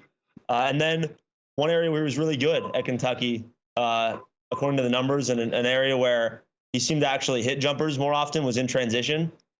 So looking to see how that continues, looking to see how added strength affects that, and decisions he's making in transition, because I think he has the ability to be a really, really good transition player in the NBA offensively. I think that outside of Alperen Şengün, BJ Boston was the person I was most excited to see in summer league, like within the summer league context. I'm just like to watch them play, but like because the Kentucky roster was built in a way to really challenge like basically all of BJ's flaws and sort of put those under a microscope. Just seeing him in a more neutral context. I don't even want to say like good, because like the Clippers roster wasn't also built to solve necessarily his problems, but it was a place where it was at least better spacing. There wasn't the expectation of him being a primary ball handler and primary decision maker. And so I think that a lot of this is a reset, a more neutral point, and I think we can take a little bit more from this than we can from other people's summer league, just because of how unique and difficult the 1 year of Kentucky was. Is anybody else, on board with the BJ second most looked forward to idea? Somebody have another name that I'm forgetting about? No, I totally agree, because I will say it, I'm a huge Kentucky fan. So being really excited about BJ coming in, and then seeing the production, I was a little, upset about it. But like, obviously I understood, like you said, the context of it was like the team was just, not the best for him. So I was really excited to see him in the summer league. I don't think you could have created like not the best for him is honestly way too mild in my opinion. I don't think you could have created a worse situation for him in so many different ways, whether it be personnel around him, how Cal runs things. It was just set up in every single way for him to look his absolute worst. And like PD said, the Clippers roster isn't great. I don't think it helped him look amazing by any means. And there's a fun Jason Preston off-ball screen for BJ in here that will show you some of that, but or lack of off-ball screen. But I think that the Kentucky situation was unbelievably terrible in every way for him going in. Yeah, and I think that for a primary who was like stronger, it wouldn't have been as much of a problem. But it's that he was doing it in the SEC where smaller defenders were able to climb underneath him, because there wasn't a point guard really on the floor that they had to defend. So he basically got the most difficult specific defensive assignment for his physical frame every single night. And that, combined with just like his natural shooting streakiness and the rebuild they tried to do, is just a really tough prospect evaluation.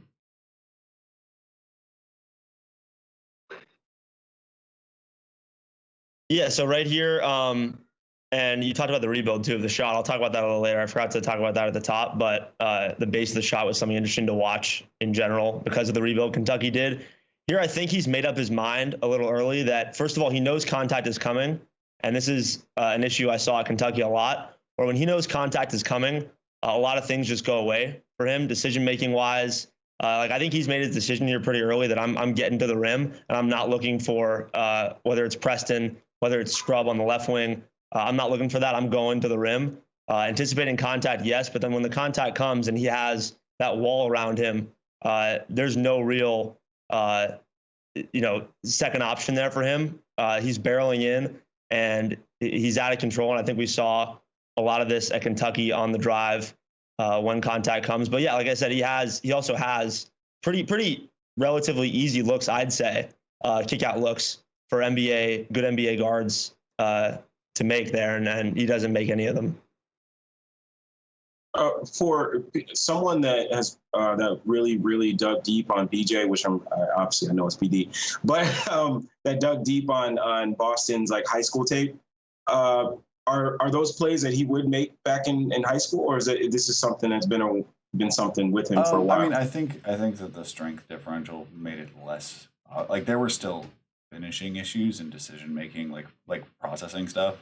It's just that like there's just not a lot of 6'11" bigs who can wall off and keep him from getting to like elastic finishes, and that in the year that in the Sierra Canyon year, and his years in Georgia, like he basically just fell behind from a physical standpoint, and that differential shrank, and then now that we've gotten to college and NBA rotations, he needs more of that creation and isn't able to get through some of the lower level like challenges. So I think there's a number of factors. There's a confluence of factors working against him, including I know Jackson Frank is here, so I got to break out some words to battle the plethora. And so I think it's the processing, it's the strength, and it's just the inability to get to some of his more comfortable spots and being able to be boxed into finishes that aren't comfortable for him. And PD, I'm a lot more familiar with the Sierra years, or the Sierra year, sorry, than the Georgia years in terms of watching. I've watched a lot of the Sierra year, and I thought even against a Brentwood high school, right? Like he had no issues, like elastically in the lane, getting that space creation. But then you saw him play against a team like. I sense it coming. I sense the name coming. What are we going? Are we talking about Etowanda High School now? I was gonna say Minnehaha, but Etowanda, okay. Yeah. Etowanda's another example. Essentially, when he's playing, I mean, it's pretty obvious when he's playing against people he's way better than athletically. The strength matters a lot less. It's pretty self-explanatory, but I think you saw it. A lot of people were really surprised, I think, with how BJ did, but I think a lot of it was pretty predictable in that area. Because of what we saw that year at Sierra in terms of the difference of competition he was playing against. And here defensively was that play I was talking about at the top, where he, because he doesn't recognize 5 on Memphis right there, going like just moving through defensively, because he doesn't recognize that until a little later. He's caught off guard by it. He starts to shuffle back because of it. And by that time, he's already a second late. And when you're a second late, you're done essentially in the NBA. You're absolutely done. So, so before we jump into this, Dan has to get running. I just want to say thank you for coming out. Thank you for participating in the second full length Springer stream. The only prospect to get to. Really happy that we snuck that in. Pushing agendas. Let the people know where they can find you. Let them know where they can find more of your work, more of your breakdowns, and thank you so much for coming out. Yeah, thanks for having me on, PD. It was a blast. And yeah, sorry to interrupt, Asher. Don't want to get in the way of good BJ Boston content. Yeah, you can find me on Twitter at Dan_Olinger, and if you want to hear me talk about the Sixers every week, I host the Talking About podcast on the Liberty Ballers podcast feed. Comes out every Friday. And yeah, that's pretty much all I got to plug for now. So yeah, thanks for having me on. Thank you so much. All right, let's talk about this. Let's get back to the BJ. This is a screen navigation clip right here, where I think this is a really good contrast with what we saw with Jaden Springer earlier and what we see here with BJ, where first of all, I don't know where he's going at the beginning. I really don't know where he's going at the beginning, but I don't think, even if he doesn't kind of take that step back at the beginning and almost go behind his own man there, I don't think he's getting around, dipping his shoulder and getting to that. Yeah. And I think that's a next level in terms of building that strength, building that flexibility, but also the route is just really problematic there. That is the thing. Like the route we talked about boxing yourself in just a moment ago, but like you can't pick bad routes and also be inflexible at an NBA level. Also, I did this because you. And I think that's it's the perfect storm for sure, right there. And you see because it's the perfect storm, it's about as wide open of a look as an NBA player is going to get. Like that's a lot of space off that action. It's about as wide open as it gets. And so yeah, the terrible route mixed with the fact that if I don't think in that situation right there he's built to take a good route and affect that shot a ton, but at least affect it a little bit if he doesn't initially kind of step back there. So yeah, this was a possession where we didn't see this at Kentucky, and we're not going to see this on the Clippers. And this is the exact kind of thing I wanted to see in Summer League, where BJ's taking the basketball up and he's initiating that offensive action. And this is just a pretty lazy NBA level pass to Jordan Ford. Petey, can you run back to it real quick? Yeah. That pass. You see the angle of it. It's kind of in front of him. It's towards that defender where the defender has a chance to deflect it, which the defender does deflect it. It's like two-handed, almost lobbed a little bit. And this is one that has to be tight. Like this is like a 10-yard out in football. This has to be tight, zipped, and it's almost two-hand lobbed into Jordan Ford and into the side where he has to reach towards the defender to grab it. It's just a really problematic pass that should be pretty simple in that situation. Yeah, the defender does a pretty good job. Like Jordan Ford's not going to have a great advantage if he catches that. If that's thrown to his opposite shoulder, and if that's thrown a little harder, he's not really going to have an advantage, but at least you have the basketball. Like that didn't have to be a deflection and what should have probably been a turnover there. Let's see if we can start this one. Yeah, so this I actually thought was a really good use of the step back, which is by far snatches, step backs, anything where there's a pound and he's kind of planting that leg and moving back on it. That's BJ's favorite move. That's his bread and butter, and it's been like that for a while. And that was one where I thought he used it perfectly, and it finished with a make. Here he's better positioned defensively, gets the steal off the deflection, and this was one where I don't think it should have been used at all. Like here, I think his eyes should light up, and he was obviously like, can you run back to that second snatch back real quick? Yeah, the dead leg steal. Yeah. So he gets a steal here. I don't know why he's stopping, pulling up there with who he has in front of him. Like if that's a different defender in front of him, I get it, I guess. But I think he can keep going there with the left. He doesn't.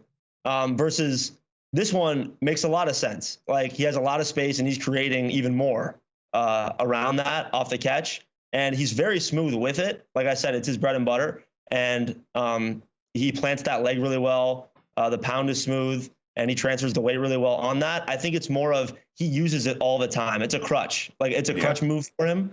And he uses it when it doesn't really make sense. He uses it when it does make sense. The point is he's always wanting to go to it.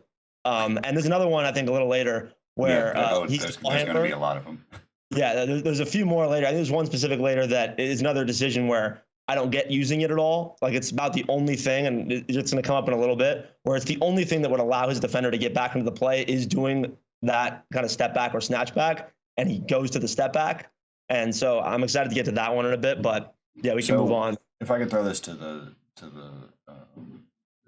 gallery real quick, is what do you guys make of a ball handler or a creator who uses the same move regardless of circumstance? Like what do you guys generally attribute that to, whether it's over reliance on a hang dribble or it's always a step back or it's the same two dribble combo? Like what do you guys in this case and generally contribute that sort of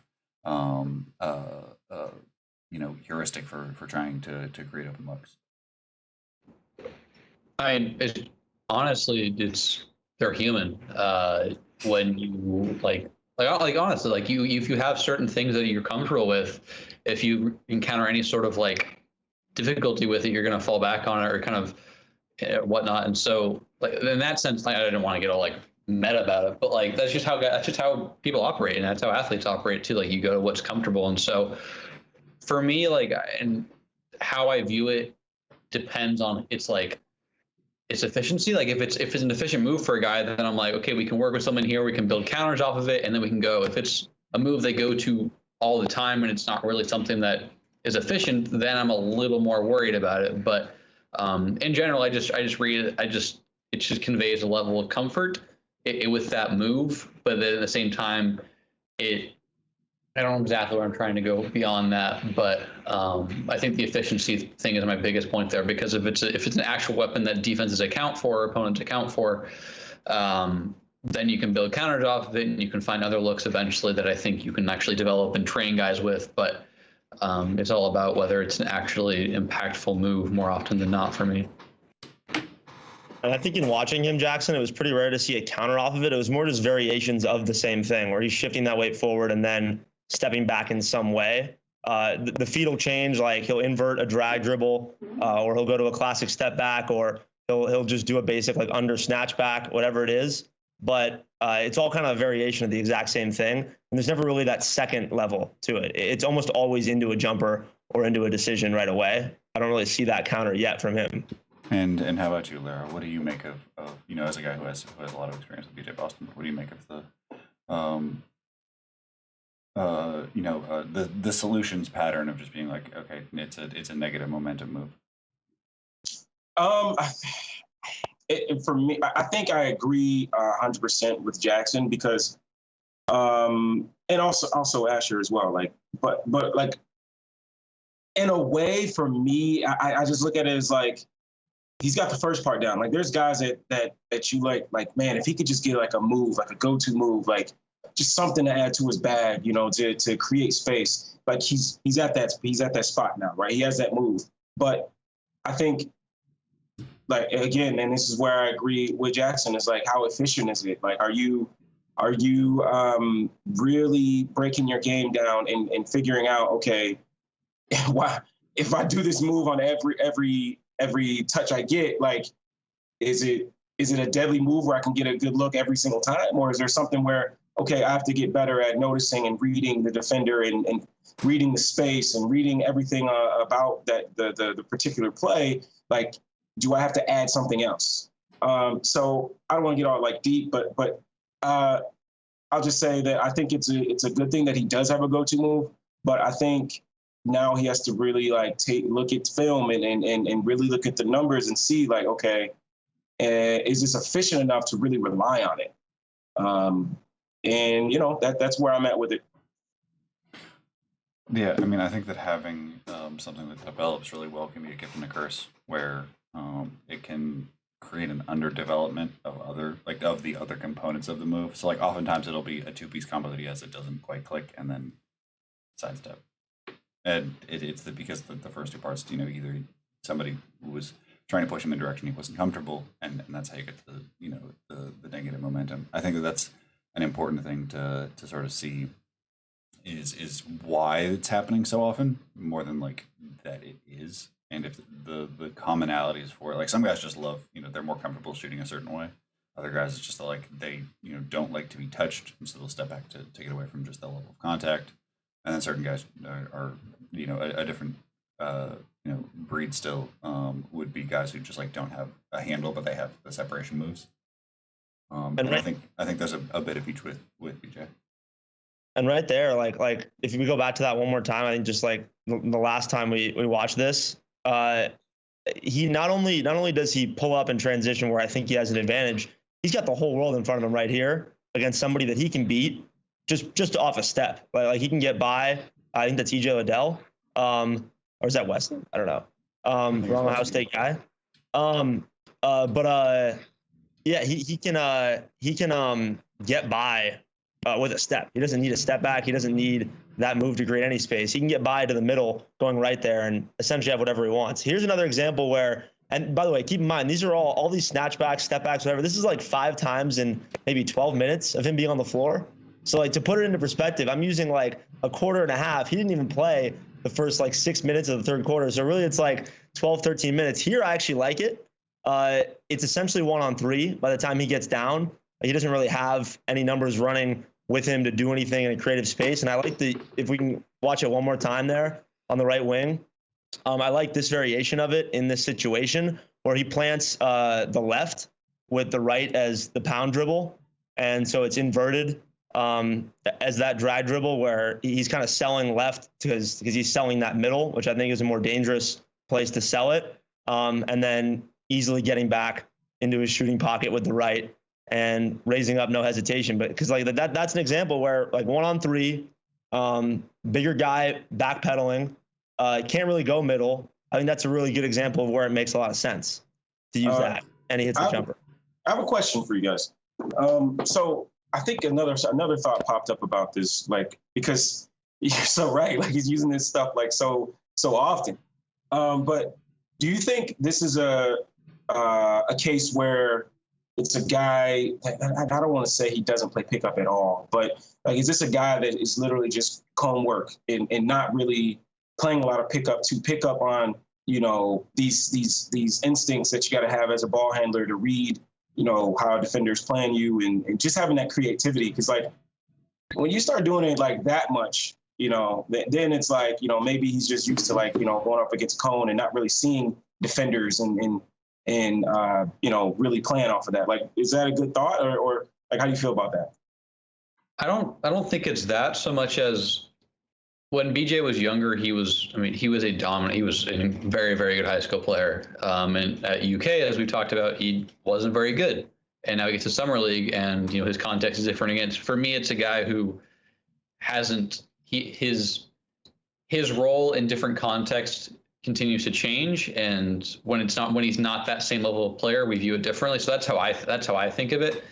If that makes sense. I don't think it's necessarily a lack of like reps outside of games so much as just these are new contexts for him in which he exists differently, and that kind of affects how we view him. And so I mean, it's one thing when he's playing for Sierra or whatever, or he's playing for, I think ATO was his AOT, both basketball lexicon things. So but when he was one of the guys, and so when he misses a couple of setbacks, you're like, yeah, it's whatever. But when you're watching him in summer league, you're trying to figure out how can he contribute in the next couple of years, and he misses a couple of step backs.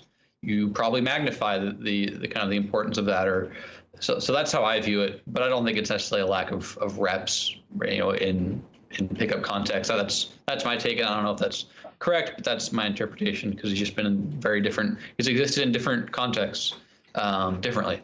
Yeah, I think it's a really good question, and I want to hear what PD has to say, because I know PD, you definitely watched more of him in high school than I did, and but I would just quickly agree with Jackson and add, I think it's also a situation of he's not fully comfortable with his jumper right now, but he is fully comfortable with that, and when you're really, really comfortable with a dribble move, it can in some ways lead to confidence in your jumper, and so I think that like from that dribble move translating into that jumper, I think a lot of made or missed jumpers at this speed happen way before like even that jumper takes place. Like it's on the gather off the dribble. It's on the smoothness of the footwork on a move like this. And I think he feels really comfortable with this, knowing he's gonna do it comfortably 100 times out of 100, whether it be the step back, snatch back, whatever. And that kind of leads him into comfort with his jump shot, even if it's not the right context to use that move in. He always knows, yeah, I'm comfortable going to this in my handle. And I think that's going to translate into some comfort with this mid range or step back three. To me, never mind. Go ahead, Petey. To me, BJ looks overtrained. Like not the most, but like it's certainly seeing him when he was younger. It's just that like it didn't when he was like in 9th and 10th grade. It just like he could do, I would say, like an inappropriate move where it's like he would, you know, I would say read a defender's hips the wrong way, and it just wouldn't matter because he has a super high release point and he's almost 6'7". Like I always thought of him as a guy who like kind of would be better when he was older, as he just like played more like freely, as there were more repercussions to his mistakes. A lot of times when you're hyper talented, really young, especially as a shot creator, like you can kind of I'd say not the Luca had this a lot where he'd do something, he'd be like, why did you do that? It's like, it went though. You're like, yeah, but like, why? And I feel like that's lessened. The shot selection still is what it is with Luca. But like, I feel like there's a better relationship between like what the defense is giving him and the specific move and combinations and things he's going for. And I think with BJ, we're seeing him like learn on the fly, like calibrating his moves better. So to me, he scans as on the overtrained side, where he just probably needs to like work on that perception action coupling a little bit less of like, oh, I think this is the right spot for this move. I do think I'd put him on the all needs FIBA 3-on-3 rules game action team. I'd love to watch him play a lot of FIBA 3-on-3. I think Not that it'll ever happen. Should be I think that the 3-on-3 pre-draft would be a more valuable than the NBA Combine. I'd love put that. Teams together by agency, maybe. I would get so much more than that than watching like the light little pickup that they play and doing some run and jump drills. This is a really good example of two things I would say. First, he gets this back, and if we can run it back real quick on that handoff. He gets this back, and it's just that slight freeze, that slight change of pace that puts two guys in a pickle there, and all of a sudden he's bursting into a stronger than him defender, which he's going to get a lot of at this level. Almost everybody he's going into full speed ahead is going to be a lot stronger than him. And I think that if I could watch that finish one more time, I think that finish could be an and one once we see a few years in the NBA. If he uses his angles right and gets stronger in the weight room in terms of his core, I think this is a very and one-able finish. He gets to the line, yes. He initiates contact, yes, with that left shoulder. But you see him kind of fade away a little bit with his body at the very end instead of going all the way through. I think this is certainly, it's not a hard foul. Oh God, we gotta. All right, yeah, we gotta watch this one. This one's fun. This is the one that I struggle with. So this to me is a perfect example of what in the world are we using the step back for? Like, what in the world? First of all, it's a really good just setup to this. Gets the space already on the catch. Like, he already has his defender in jail if he wants off this catch. All the pre-catch stuff is really solid all around, just as a team. And then, for whatever reason, he has a bunch of options. He can, like I said, put his defender in jail with his back, make some contact there, and then make a decision. He doesn't shoot runners or floaters, but this would be a position where he could shoot one if he had that in his game. He can obviously attack again, which I think is probably the most logical thing I would do here, attack with that left hand right at 32. But instead, with his defender trailing him on his right side, as a right-handed shooter, he steps back left, which is, yes, the more comfortable side usually for the right-handed shooter, but he has that defender on his right side who can then impact. Can we watch that one last time? Who can then impact that shot coming from the right. Like, this is the only place, really, he can go where that defender's going, that backside defender is going to really impact or possibly really impact. Like, this looks like he certainly feels that. And I just don't understand using it here. And it's, again, an example of the crutch. I think that he just relies on to shoot mid-range jumpers a lot of the time.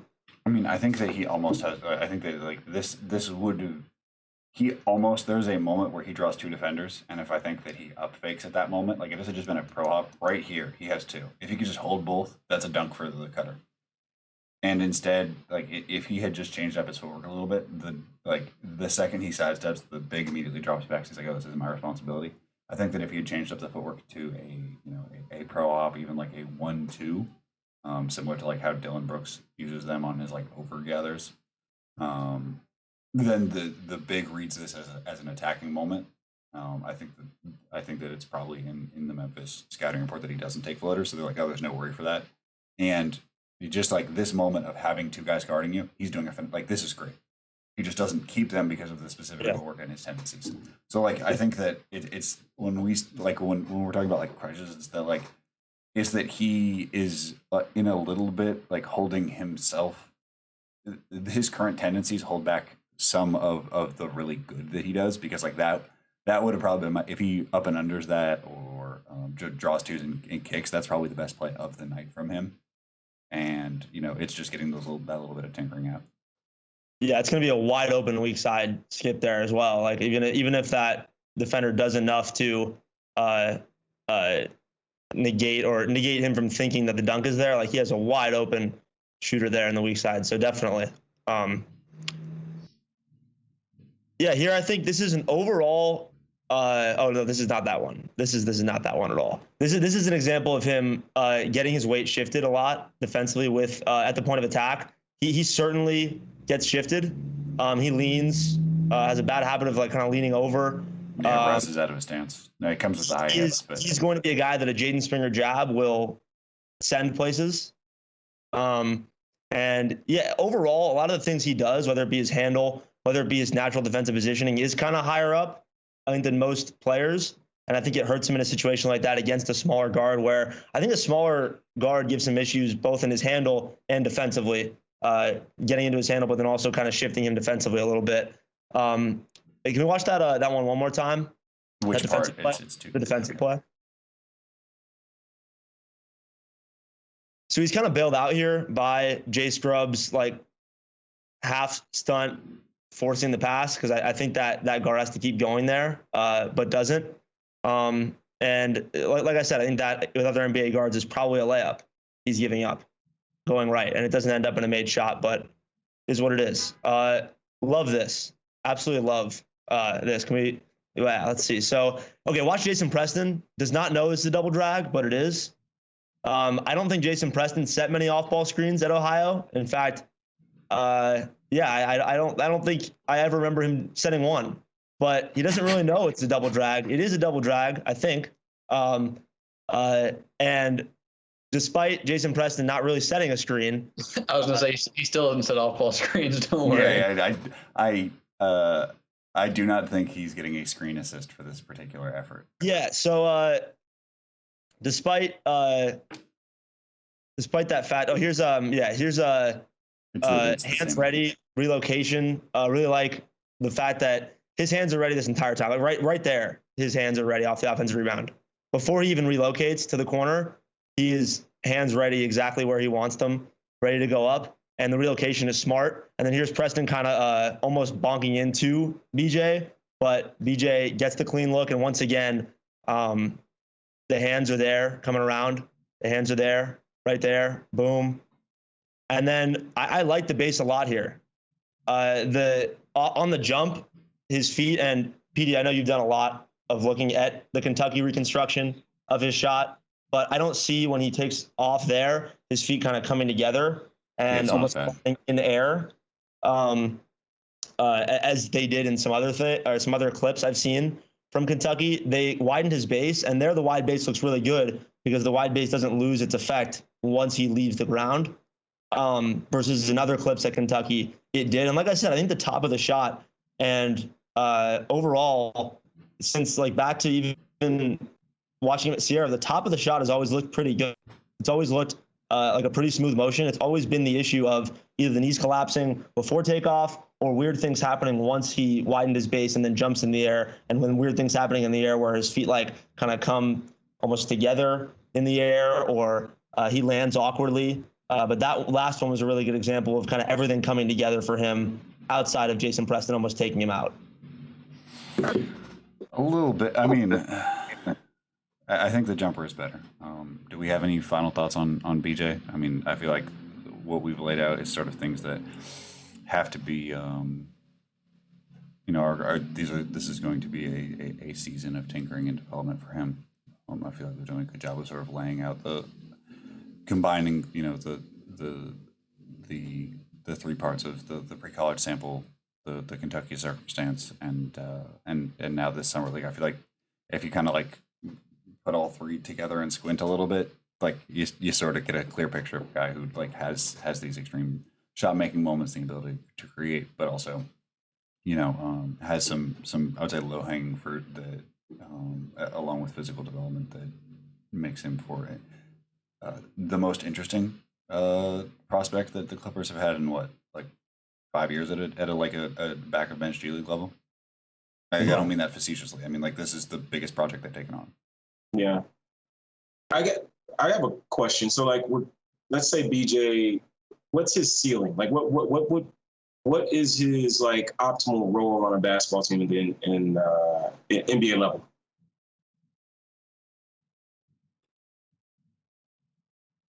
I mean, PD, you want to answer that? Probably leveraging the shooting and like I guess leveraging his shooting and overall gravity while adding handle. Like I mean, like the thing is that it's hard to say more because like we don't really have like as much as I said, like you have an idea of what he is. Like this Yeah. is basically year zero of development with him because he's fallen behind physically and is working on a jumper rebuild. It's hard to like really sketch out more than like these are the moments and let's work on connecting them and worry about the ceiling idea later. It's more about like, what is the version of him that plays on an NBA floor consistently starting next year. I think that's the question that I'm really focused on and trying to figure out what that pathway looks like because I think there's a pathway for him to play like say actual minutes because the Clippers are a great team, but like there is a pathway for him being a rotation player as a second year player. It's just understandable. It's gonna be difficult. Okay. Yeah, there definitely is a pathway. I would also ask, PD. So like you've obviously seen just the growth and kind of the early high school all the way into the NBA path for a lot of guys, a lot more guys than I have, and I'm curious as to how unique you think BJ's was because I think it's been pretty weird. Like it's pretty common to have guys that are at an early age just dominant in every way athletically, and it can carry them a long way. And then all of a sudden, I guess it catches up to them a little bit. But for him, it was like, yeah, we saw him just kind of dominate at a really early age, and then he was all of a sudden playing with amazing players that last year. And I think that you saw a big difference in competition between who he played against that senior year at Sierra. And we saw differences in those games where he was playing against guys that will be D1 players, was playing against non-D1 guys. And then he goes to Kentucky in a one and done year that is literally set up as a one and done year for him to fail. Like it's just been you a also really, have to throw in the AOT team where like an AOT team that I think will look back at it in 10 years and be like, that's a hilariously stacked basketball team. And like, I mean, it's very strange because like it's really rare that you get a mixture of a guy who like is really dominant really early at a physical tools plus technique intersection. Like, you get it in scores occasionally, and like sometimes in FIBA where you have guys who are like 16, 17, just like hyper aggressive and good technicians and just never like turn the corner physically to make it at the highest level. But it's certainly unique as far as like Americans in my time, and like he's kind of had 4 or 5 different journeys on the way here, and like that's what for him being a big time guy since he's in 10th grade, like not having a really clear picture of what he looks like in his second year is certainly something that I find to be fascinating. Shall we move on to somebody who I definitely know what he is and somebody who I think is maybe one of the most okay, I'm just going to open with this question. Who has passed up more open looks between Max Strus and Isaiah Joe in their life? I think it's got to be Max Strus, right? I mean, okay. I mean, you heard it here first. Jackson Frank calls Max Strus shy, gun shy, even. I'm excited to run with that headline. I've alerted a number of people. So tell me about the most relentless shot taker, as you've labeled him in summer league. Yeah. So obviously Isaiah Joe, this is his first summer league, was entering his second year. Just has he's an off-ball shooter with some ancillary skills that you're looking to develop. Has beautiful mechanics. It's a one motion release. He scores his body really quickly off screens. He's typically a 1-2 guy in terms of his footwork, but he's really quick with it as well. He's a good team defender. He plays for physicality. The allure of Isaiah Joe was you knew you were going to get huge volume from him. And while the strength is significantly underdeveloped still, he likes to play through physicality, especially on defense. He probably tried to draw 80 charges in his 2 years at Arkansas. Didn't get all of them, but really likes to play through physicality. Has a little bit of passing ability as well. So you're just looking at a guy who, you can really use as a weak side floor spacer, and maybe the ball swings his way, you can do a little more with it. And defensively, he'll be good as a weak side guy. And if he continues to develop, physically, the fact he likes to play through contact could really be beneficial as an on-ball defender as well. So that's kind of what you're looking for, and those guys are quite useful as rotation players, or if the threshold's high enough, low end starters, or maybe even high end starters, depending on how lofty that threshold manifests.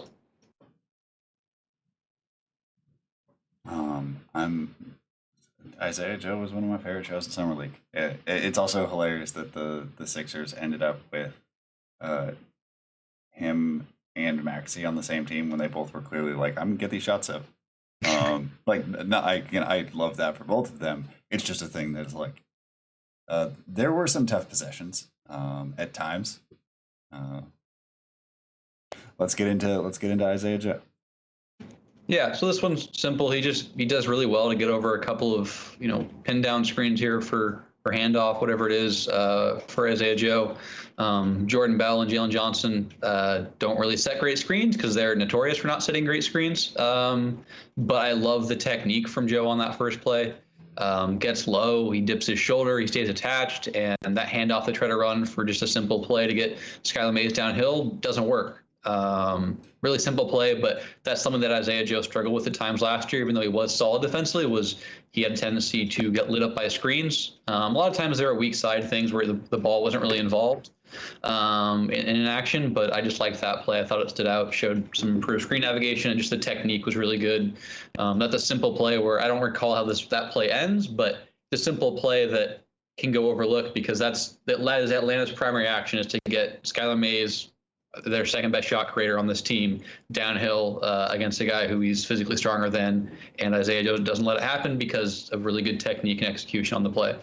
Yeah, I also think it's a little thing, and it seems sort of like silly, I would say, but like he has the same technique for both of these screens, and a lot of times like guys who struggle with this don't keep the same attitude for the second screen. Mm-hmm. Like they'll do the first one fine, and then they're like, okay, well I'm on pace, so I don't have to dip my shoulder. I don't have to, try to slice with my arm to get the ball extension. But same approach both times, and it results in a blow up. That's like not just good. That's like extremely good to have that level of attention to detail on this one. Yeah. So this is a similar thing again here, but it's on the ball. I don't know if Paul Reed or someone calls out the screen, but he does a good job of, he makes contact with it initially, but then he just does a really good job of staying attached still. Skylar Mays tries to kind of maybe reject it. He gets some help from Maxey because Maxey does well to kind of show on that left side there against Mays. Mm-hmm. But again, it's just something where they're trying to run an early off play for Skylar Mays, who was very good in Summer League. And Isaiah Joe, in part, is the reason that they can't get to it because of his screen navigation. And so I think that especially stood out in that one was just the fact that he knows the screen is coming, partly because Skylar Mays pushes him into it because Isaiah Joe remains very skinny. But yeah, just another simple play that, forces, there's 12 seconds on the shot clock now, and the Hawks are introducing to catch the ball right near the logo. That significantly increases your defense's chance of getting a stop, and that stuff matters. Yeah, anytime you can force a dribble kill out of like a real ball handler, that's a successful possession. Like Skylar Mays is a lot of he's not like you wouldn't look at this and be like, well, this isn't LeBron or anything, but like Skylar Mays does not struggle with his handle, and because of the angles that he took, was able to not just knock him negative, but to force a kill and essentially, get the defense on the front foot and on the second half of his possession. You're set up for success no matter what. Mm-hmm. Yeah. So this one, we're talking about some of the passing chops he has, as an ancillary skill. This is the second side creation type thing I'm talking about. The play is initiated by something else, and that's kind of how I define second side creation. Mm-hmm. Isaiah Joe is not running a high screen and roll from the top of the key. He receives kind of a screen from Paul Reed and flows off of it. And I think he's maybe a half a second late or half a beat late on the execution of it. Like in the NBA, that window is probably not there. One, it also helps that Sharif recovering, who was, a notably small player. But I just like the vision to make that through traffic and the confidence to do so. A lot of guys would not. There are 4 defenders between Isaiah Joe and Jaden Springer on that play. So it's a thing that, in a year and a half from now, maybe he's an actual rotation player for the Sixers. He's making that pass now, right near the elbow, a step and a half later. I think an important thing is not jumping, because like even if he just throws it now with two, it gets through.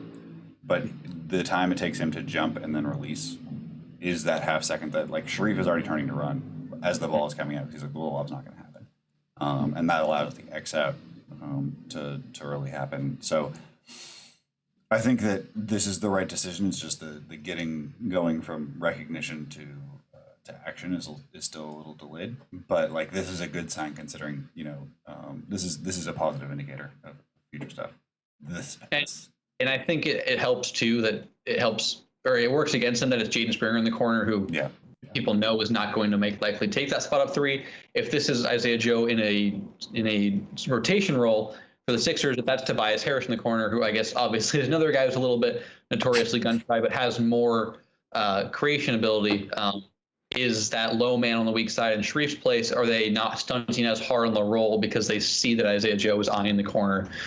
So for me, it's a good process, even though the execution isn't there. But it's one of those things where Isaiah Joe's still 22, 23. Like in a couple of years, is he making that pass earlier and it's a wide open corner three when they run that action for him? So some positives and negatives to it, but something that is encouraging process wise.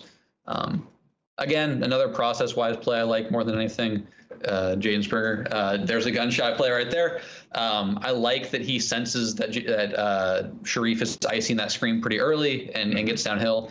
Takes him a little bit. The delivery takes him a little longer than you like. The ball just doesn't quite come out of his hand very quickly. But rejecting a screen because you get downhill because you notice the defensive coverage pretty quickly, and making a live dribble pass to the corner. It is good stuff for a guy who is largely billed as an off-ball shooter, and so I liked the craft there as a ball handler, even if the execution was a little late and it's wide open because again it's Jaden Springer, but there's not a lot.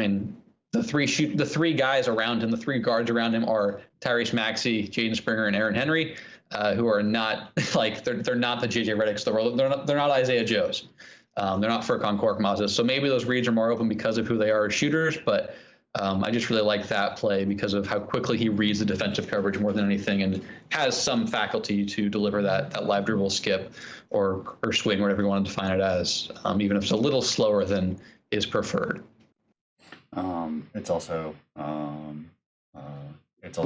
the right pass. Like, we I harped on the jump pass. This is the exact pass I wanted from him earlier.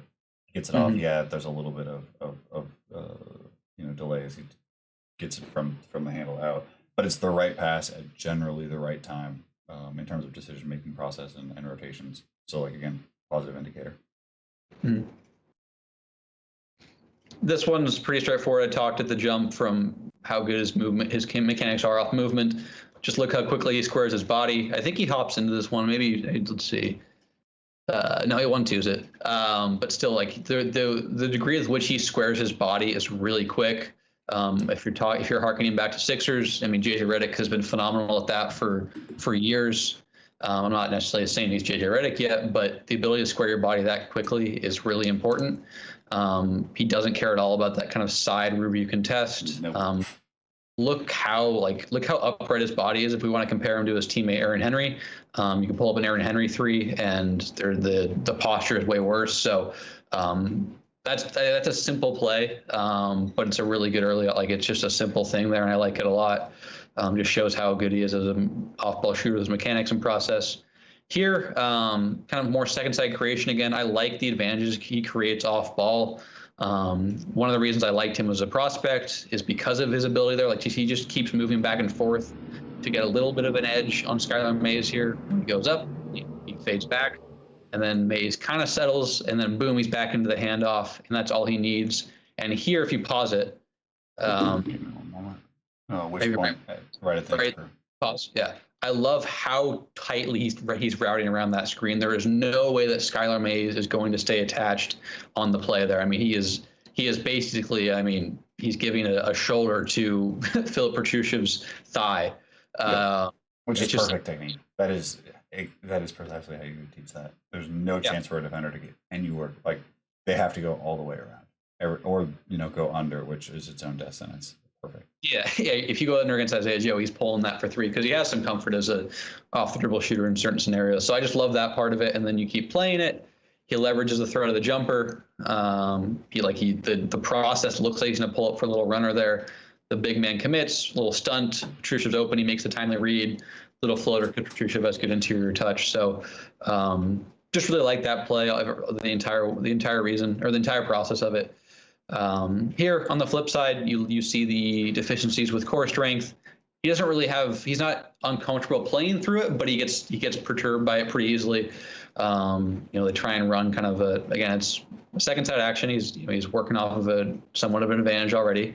The off arm discard is good there, but any sort of contact from the big, and he can't route himself back to the ball or toward the hoop, I should say. Ideally, like, you want him to be like, you're right here. Yeah, if you keep going, you want him to turn that corner, and like right now, you don't want him to open up his hips to be parallel with the baseline. You want him to kind of be at a 45-degree angle heading toward the hoop still, having a much better angle for either a dump off pass to Petrushев or that little wraparound pass to the corner to Braxton Key, I believe, is there in the corner. And he just can't because he doesn't have that core strength and stability yet. There's not really any like thrust as a play finisher in this case. That last stride is pretty flimsy. And so that's just, continuing to get stronger. And I think, when you look at it through the lens of the Sixers, I think I've talked about it, like you're trying to see him supplant Furkan Korkmaz as that off-ball shooter with size, as a reserve. And Furkan is by no means a great secondary creator, but he's better than Isaiah Joe at this point.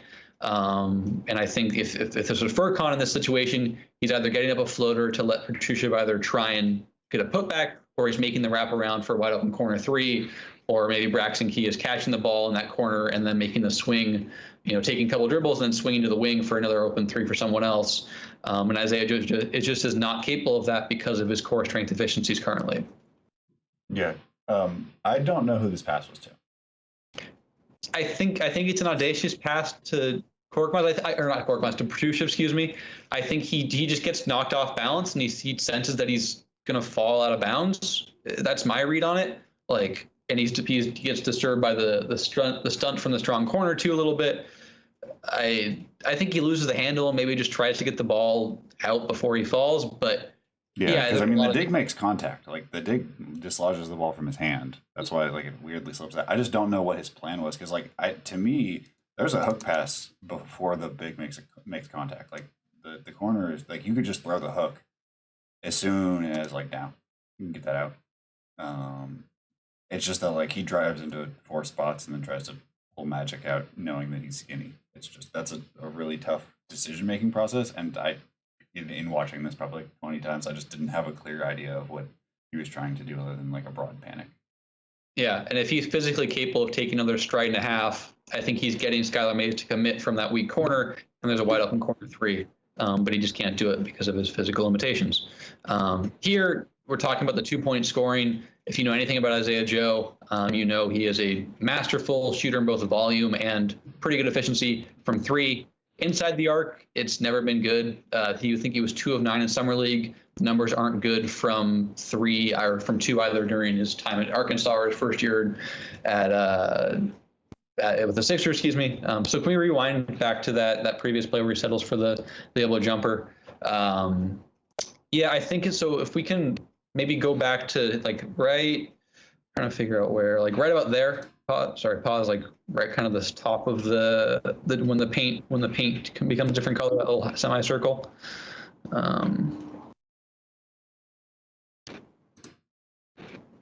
Keep going. Pause now. So, Petrushев, there's a pocket pass right there. Yeah. And he can make it. I've seen Isaiah Joe make live drill pocket passes. We're going to see him make a very creative live drill pocket pass here on the next play, I believe. Maybe another couple later. But that's a pass right there. You can make it. Petrushев has good interior touch from about the free throw line and in. I know Petrushев struggled, so maybe that's part of the reason he doesn't feel comfortable with it. But there's a pass there. And if you're not going to pass it, you've got to get deeper than that on an advantage. You can't surrender it that easily. You're a good shooter, but you're not that good of a shooter. That's not a shot you want. And I just thought the process was really bad there and showed kind of his limitations as maybe sometimes a pre-planned decision maker and just discomfort as a 2-point operator or inside the arc operator, the better way to phrase it. That looks pretty pre-planned to me, Jackson, for sure. Because I think also it's sort of like that BJ play, that one BJ play where he can command 2 if he takes maybe one more dribble. He has the attention of 2. And yeah, even if he misses that first pass to Petrusev, like you said, if he takes like 2 more dribbles, he has 2 players and he has the world to do whatever he wants with. Yeah, and maybe he's more patient and he snakes it back middle when he wants. Obviously, he can't really because of his physical limitations, but yeah. So I think we kind of covered that pretty well. But let's go back to the split behind the back. Yeah, this one I think we're talking. It's totally different. Like Jalen Johnson goes for a pretty aggressive, attack with the ball, tries to break up Isaiah Joe's handle, and he adapts on the fly very well, very creatively with the handle. Makes a seamless pass too. It helps that Jordan Bell is the kind of the weak side guy there. I guess it's Sharif. It helps that Sharif and Jordan Bell are the low men. Sharif for his side, Bell for his struggles as an off-ball defender throughout his career. But I love the adaptability there. Responds to the pressure well and makes a timely pass through the roller. That's the sort of thing you want to see when you're looking at Isaiah Joe's viability as a secondary handler in certain lineups as a rotation guy potentially, and that's really good. It's a contrast to the pre-planning that Asher kind of did well to highlight previously. Conversely, the processing, decision making is pretty poor here. Like I don't know what's the optimal outcome here for him, right? Like what is he going to do well on that? Like, can we get a jump stop? If you have a jump stop, that dump off to Paul Reed is there, or maybe he lob. Just throw the lob. Yeah, that's set up for a charge. Like just throw the lob over top. Yeah, or even if you want to jump stop, Petrusev is a good floor spacer. Again, I know he struggled in summer league, but he's a good floor spacer. So he'll probably take that 3. Like, I don't know what exactly he's angling for, and by the time he finds something, it's to make a pass to a hesitant spot-up shooter in the corner. So I just really didn't like the process here. The off-arm and discard is kind of solid against Sharif early on, but that's about the only positive part of this play to me. Like, if that's what you're going to do, like, why not just take the 3? Like, I've seen Isaiah Joe take a 3 from that far, like, double-digit time. It's like, and Sharif doesn't have a 6'8" wingspan. He's not going to contest that shot very well. And so I just don't know what, and again, it just speaks to like the lack of viability as an inside the arc player offensively. And I don't know exactly what he's doing there. Yeah. Anyone else? They're like, PD, what do you see on that play? Because I just don't know what to glean from this to me is the thing. Like, these are the plays that keep down the 2-point scoring. It's not even obviously his 3-point rate is like hilariously large. What was it in the 80s? For this one, it was 79 last year. I don't think that it's like the fact that that like the I think it's these plays where he drives into a crowd and just can't find something that's like reasonable, and not like can he get all the way to the cup. To me, it's like, can he just get to a floater? Can he just get to something that's like a 9-footer? It doesn't have to be like the true Maury ball. Just like, can you force defenses? Like, basically, once he dribbles, you can just see that it's open season on digs. It's open season on stunt and recovers, because he's just not comfortable in these in-between spaces really at all, and he doesn't have counters to get to other places where he's comfortable. Like, he's not leveraging anything. It's just, this is, I hope I turn this corner. He isn't able to. Yeah. They send 5 people to the ball and doesn't happen. And an advantage is created there. Like, he's got a guy open on the wing. He's got a guy open in the corner. He has a little pocket for the dump off to Reed in the dunker spot. There are plays there, but he doesn't have the strength or the handle to operate in tight space, and that really makes it tough. To really kind of, because he has some ball handling craft. Like we saw the rejection of the screen, we saw the split of the double, or I guess the response to Jalen Johnson's steal attempt. Like, there are things there, but it really kind of falls apart when he can't do anything inside, from the 18 feet in. That really makes it tough. And not anything that's hyperbole on my part, but when he struggles to efficiently do things inside the arc from there. And this is just an example of it. I mean, the advantage is created. I mean, he's got, so and he's got to be able to kind of capitalize on that. Again, like Furkan has made something happen there. I don't want to make everything about him versus Furkan, but in terms of being a rotation guy, that's probably who the coaching staff is going to, like, or not say probably, that's almost certainly going to be who Doc Rivers and company are going to hold him as a standard too. And Furkan's making something happen. Either he's hitting up a floater, he's trying to throw a lob to Paul Reed, he's making a swing pass. Like, this is not a charge if Furkan is the one making this play. Am I hearing some grumpy coach test? Is that what I'm hearing? Exactly. We're tying things together. The plot is coming together from previous plays. Yeah, I agree with PD. Like, I think he knows who's guarding him, and I think he just kind of like, I'm gonna catch it, rip it, and get by him. And that stunt happened, and he's like, oh crap, like, what am I gonna do with it? And it was too late, And I think like you guys are saying, like, he just has to add something. Like, if he's gonna predetermine, I'm gonna take Sharif off the dribble. Well, I mean, if you're gonna get in the paint, obviously as a basketball player, you should know that. And I don't want to come off like how I'm sounding, but I mean, like, you should kind of see ahead and know that there's either going to be a rotation and know who you're going to hit, you know what I mean, and off that rotation. But it just looks like he predetermined, like, I'm going to take Sharif off the dribble and see if I can get to the cup. It's a matter of, you say, like, rip and get by him. Get by him to do what? What are you going to do when you get by him? And there's no, and he has time. Like, that's the sort of, like, usage that if he is in the rotation, he'll get. Like, and you have time to survey the options there. And he's a smart, like, he conveys a lot of high field plays. And I know that PD yesterday, you were talking about field can be too broad. And I think this is an example of where Isaiah Joe does a lot of smart things on the basketball court. This is not necessarily one of them, but I think the hope would be that he can read this play properly, but he doesn't. And so it's a matter of get by him to do what. And I don't think he ever really answered that question before the time was now for him to act. Yep. How are we? I mean, capitalizing on advantage creation is a theme of the day. Being like that, we have a series of guys who kind of all have the same issue, and it does represent for them in true shooting along a number of different ways. Of just being like, you've created advantage. Every single person on this list has an ability to create advantage, whether it's as a primary or as a guy on the second side actions. And then what? And that seems to be the universal hang-up for all these guys. Is the and then what seems to either be the same answer every time, or that they're kind of winging it. And that's sort of the feeling here is finding the balance between, having there are times where, like, the standard read is the best read. Just doing the thing that you do 5-on-0. And there's other times where it's like, yeah, I got to figure out some new stuff. And so I these thematic consistencies, like, feel like Peter Jackson weaving these 2.5 hour things together. But yeah, I feel like you've nailed this completely on like Joe's specific like moments where he can get sped up, because he doesn't get sped up on those first two steps. He's extremely comfortable there. For him, it's that like once the defense collapses, it really responds to him, and now he has to play off somebody who's digging a little bit, but is here to stunt. You have a guy who's stepping up. You have a weak side extra help. It's like, well, what are you going to do now that you're the focus of an entire defense? Yeah, and I would just, my last point on this is an example of a bad turnover. Like, there are good turnovers, or there are, I wouldn't say good. There are turnovers where you understand the process and you can live with them. This is a bad turnover.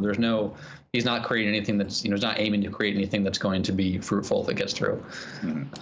But we've exhausted. Yeah, we've exhausted this play pretty well, I think. Yep. Understandably so. It's a good illuminating play. Yeah.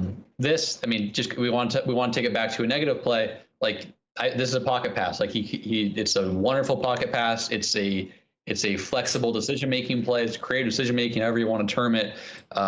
He sees that that the front side angle or window to make that pass isn't there. He can make it maybe a step earlier, but the big comes up, and so he says, "Okay, well, I'll just go behind the back with it," and it's perfect. I mean, like, it's a really awesome play. Something that did jump out at me in his pick and rolls is that his ability to his using screencraft. There's probably a better way to phrase it. It's been a long day. His ability to rub defenders off screens, off ball, generally phenomenal. The more time he has with the ball, the worse it gets. His handle affects his ability to run people off screens. Where, like, if it's catching flowing into an action, his guy will get nailed by the screen.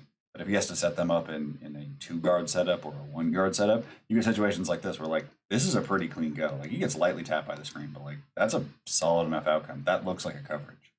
Where before when he was running people off, second side actions or off screens, like it did not look like a coverage. It looked like a panic. Or if you just scroll the screen, so it's like, what is this? It's like this is what screwed looks like. And so it's good that he's able to make this read, but he wouldn't have to go to the behind the back if he makes perfect contact because that pocket pass is already out. Yeah, and I would say also, so I don't disagree with that. I think to his credit, it's smart that he waits for the read because the more time Jusuf dribbles, the better.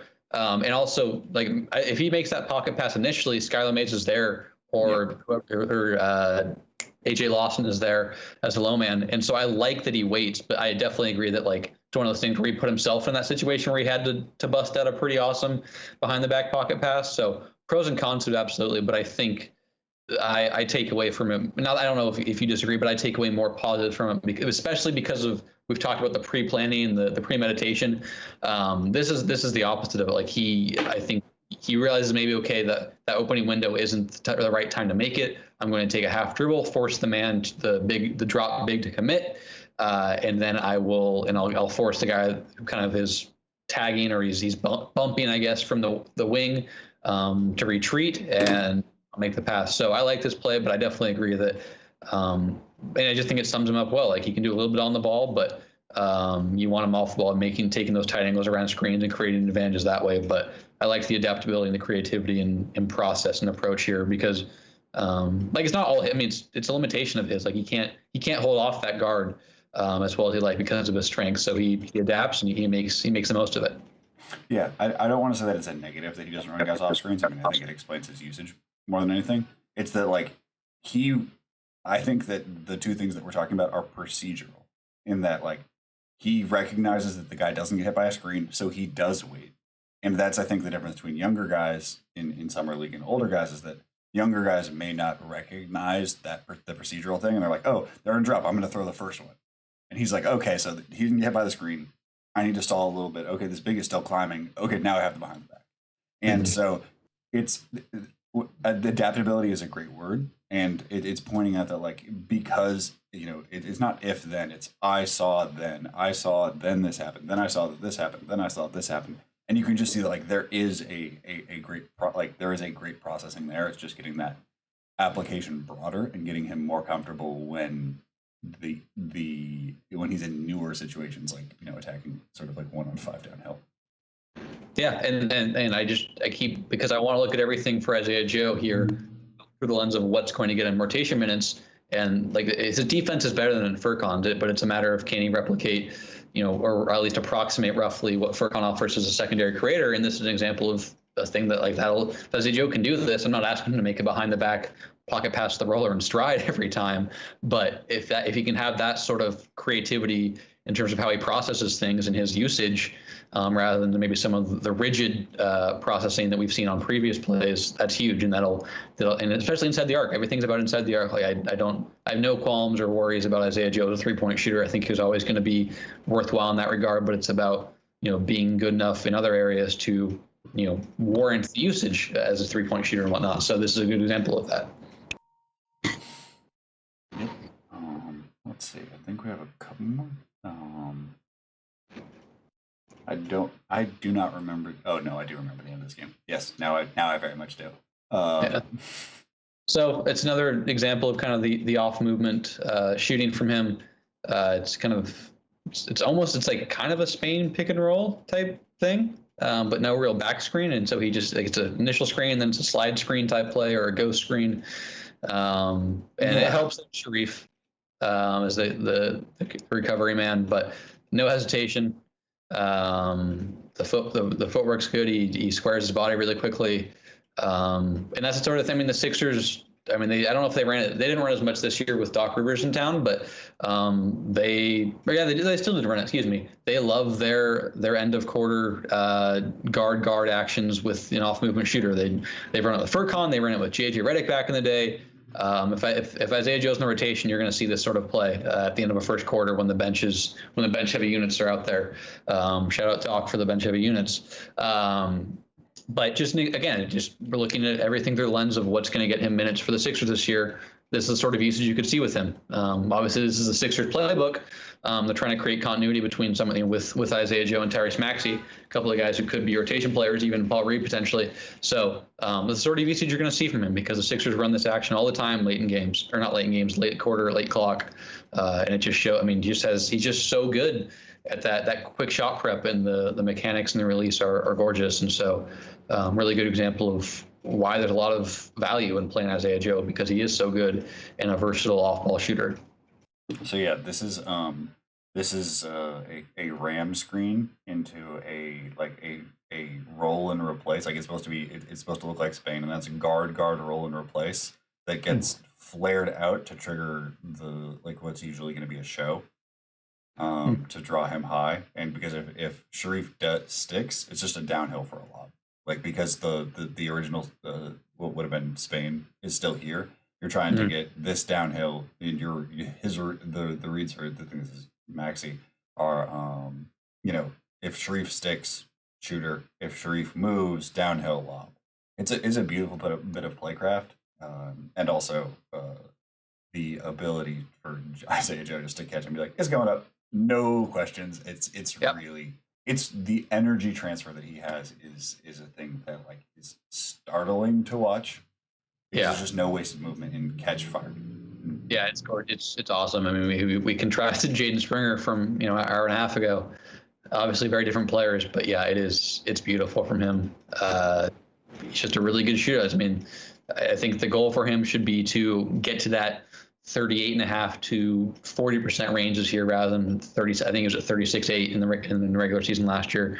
37.5 here. Obviously, 40 shots is a small sample, but if he's gonna be the kind of the player that I thought he could be as a prospect, he's got to kind of parlay those mechanics into that 38.5, 40% threshold with the versatility, because then you're really cooking as an off-ball shooter as a reserve. But I think you see a lot of the reasons that you're intrigued by him as an off-ball shooter, and that's one of them.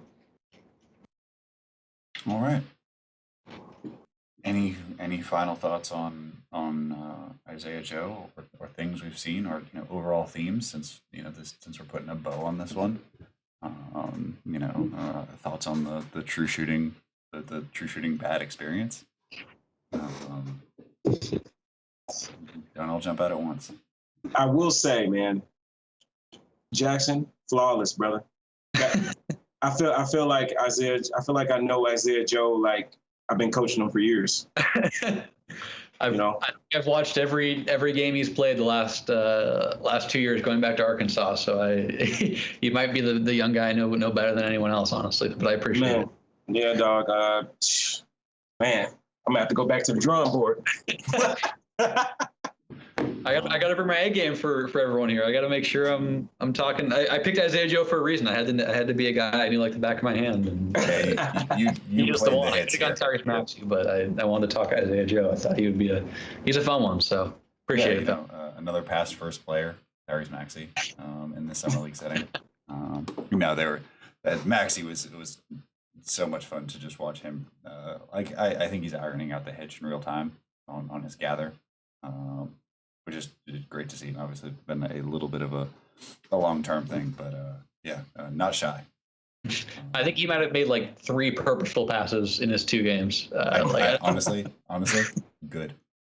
No, yeah, it's not an issue. I would have liked to see a little more passing volume from him, just for my own analysis, but he didn't have to, because he averaged 26 on 63% true shooting, wherever it was. Yeah, that's why we didn't discuss him today, because he had a good true shooting. It wouldn't be allowed. I'm not going to do Q&A today. We ran forever, and if you have any questions after this, I mean, if you have any questions about anything we've said today, I don't understand how it's possible. This has been surgical, phenomenal. Couldn't have planned it better myself, because I didn't. They just had great guests who did great work. So, thank you guys for making me look good on a minute by minute basis. Let the people know where they can find you. Plugs, and we'll get on out of here. I can go first. I do want to point out we went from lowest to highest true shooting. We started Jaden's 43, and ended at Isaiah's 53. So There was also a moment there early where we thought BJ would have a higher true shooting percentage than Isaiah before we started this. So It's those 7 free throws he knocked down. I'm telling you, if he didn't go 7 for 7 from the free throw line, I think he might have been in danger. he takes too many threes to ever. 4 for 10 from the free throw line in summer league. Isaiah just takes too many threes and is too good of a shooter to ever have a terrible true shooting, even if it's not great. Yeah, you can find me on Twitter at JackFrank_JJF. Everywhere I write and talk about the NBA can be found there. I'm good about sharing my podcast or other appearances that aren't involving me specifically. The main places I write: Dime Up Rocks, The Analyst, Blue Wire Pod. You can find my Sixers stuff there. But appreciate you having me on, PD. Always enjoyed talking basketball with you, and as well as Asher and Larro. First of all, man, I appreciate you loving to talk ball with me, brother. I'll tell you that right now. But for me, you can catch me on Twitter _Larro Hoops. I'm more so, I post a lot of clips about the Bulls, and this year, like I've said on the last breakdown of Operation Shagoon, like I'm going forward, I will be doing more on prospects going forward. But even tonight, if you are a Bulls fan, I do have a podcast like I said before, with Chris Amundsen. And it's on Barroom Network, Bulls 101 podcast. We'll be talking some Bulls mailbag questions, and maybe getting into a little bit of Lowry marketing, who knows. But yeah, that's where you can catch me. I'm on Twitter at ALOW_33, and I'm covering the NBA at large for USA Today with the Wire site. So I'll try to post any stuff I do from them onto Twitter, and then you'll get some Wisconsin content. I'm sorry, that is my more that is the more full-time type of work right now, but trying to transition out of it and hopefully into more of this type of stuff. This is a Johnny Davis appreciation space. That'll be next year. Next year when Johnny leaves, I'll be back here hopefully again to do some Johnny Summer League stuff. But I learned a ton from you guys, all three of you guys, and Daniel, and it was a lot of fun talking ball. And thank you for having us, PD. It's a lot of fun. Of course. I mean, this is the highlight of my day. And just get to talk basketball and get into the minutia of screen craft and sidesteps and pet plays and just awesome. Just thank you so much for putting up with me. You guys did all the work. I just simply sat here and talked. Thank you for rocking with me. If you are new to this stuff, if you're brought in by one of these guys, you can find my work at Above the Break 3 on Twitter.com. I write on Patreon, where all the work is free, about basketball philosophy. Sorry, draft philosophy, basketball development, and prospect like long form breakdowns. I do consulting and data work for a company called Cerebro Sports at a team, organization, and agency level. If you have any of those needs, holler at your boy. And I'm here breaking down summer league for intermittent periods of time until I can stop convincing these wonderful and insightful guests. And the minute they realize that I'm just a giant fraud. Until that moment, I'll be here on a nightly basis for however long you need. Thank you guys so much, and have a wonderful night.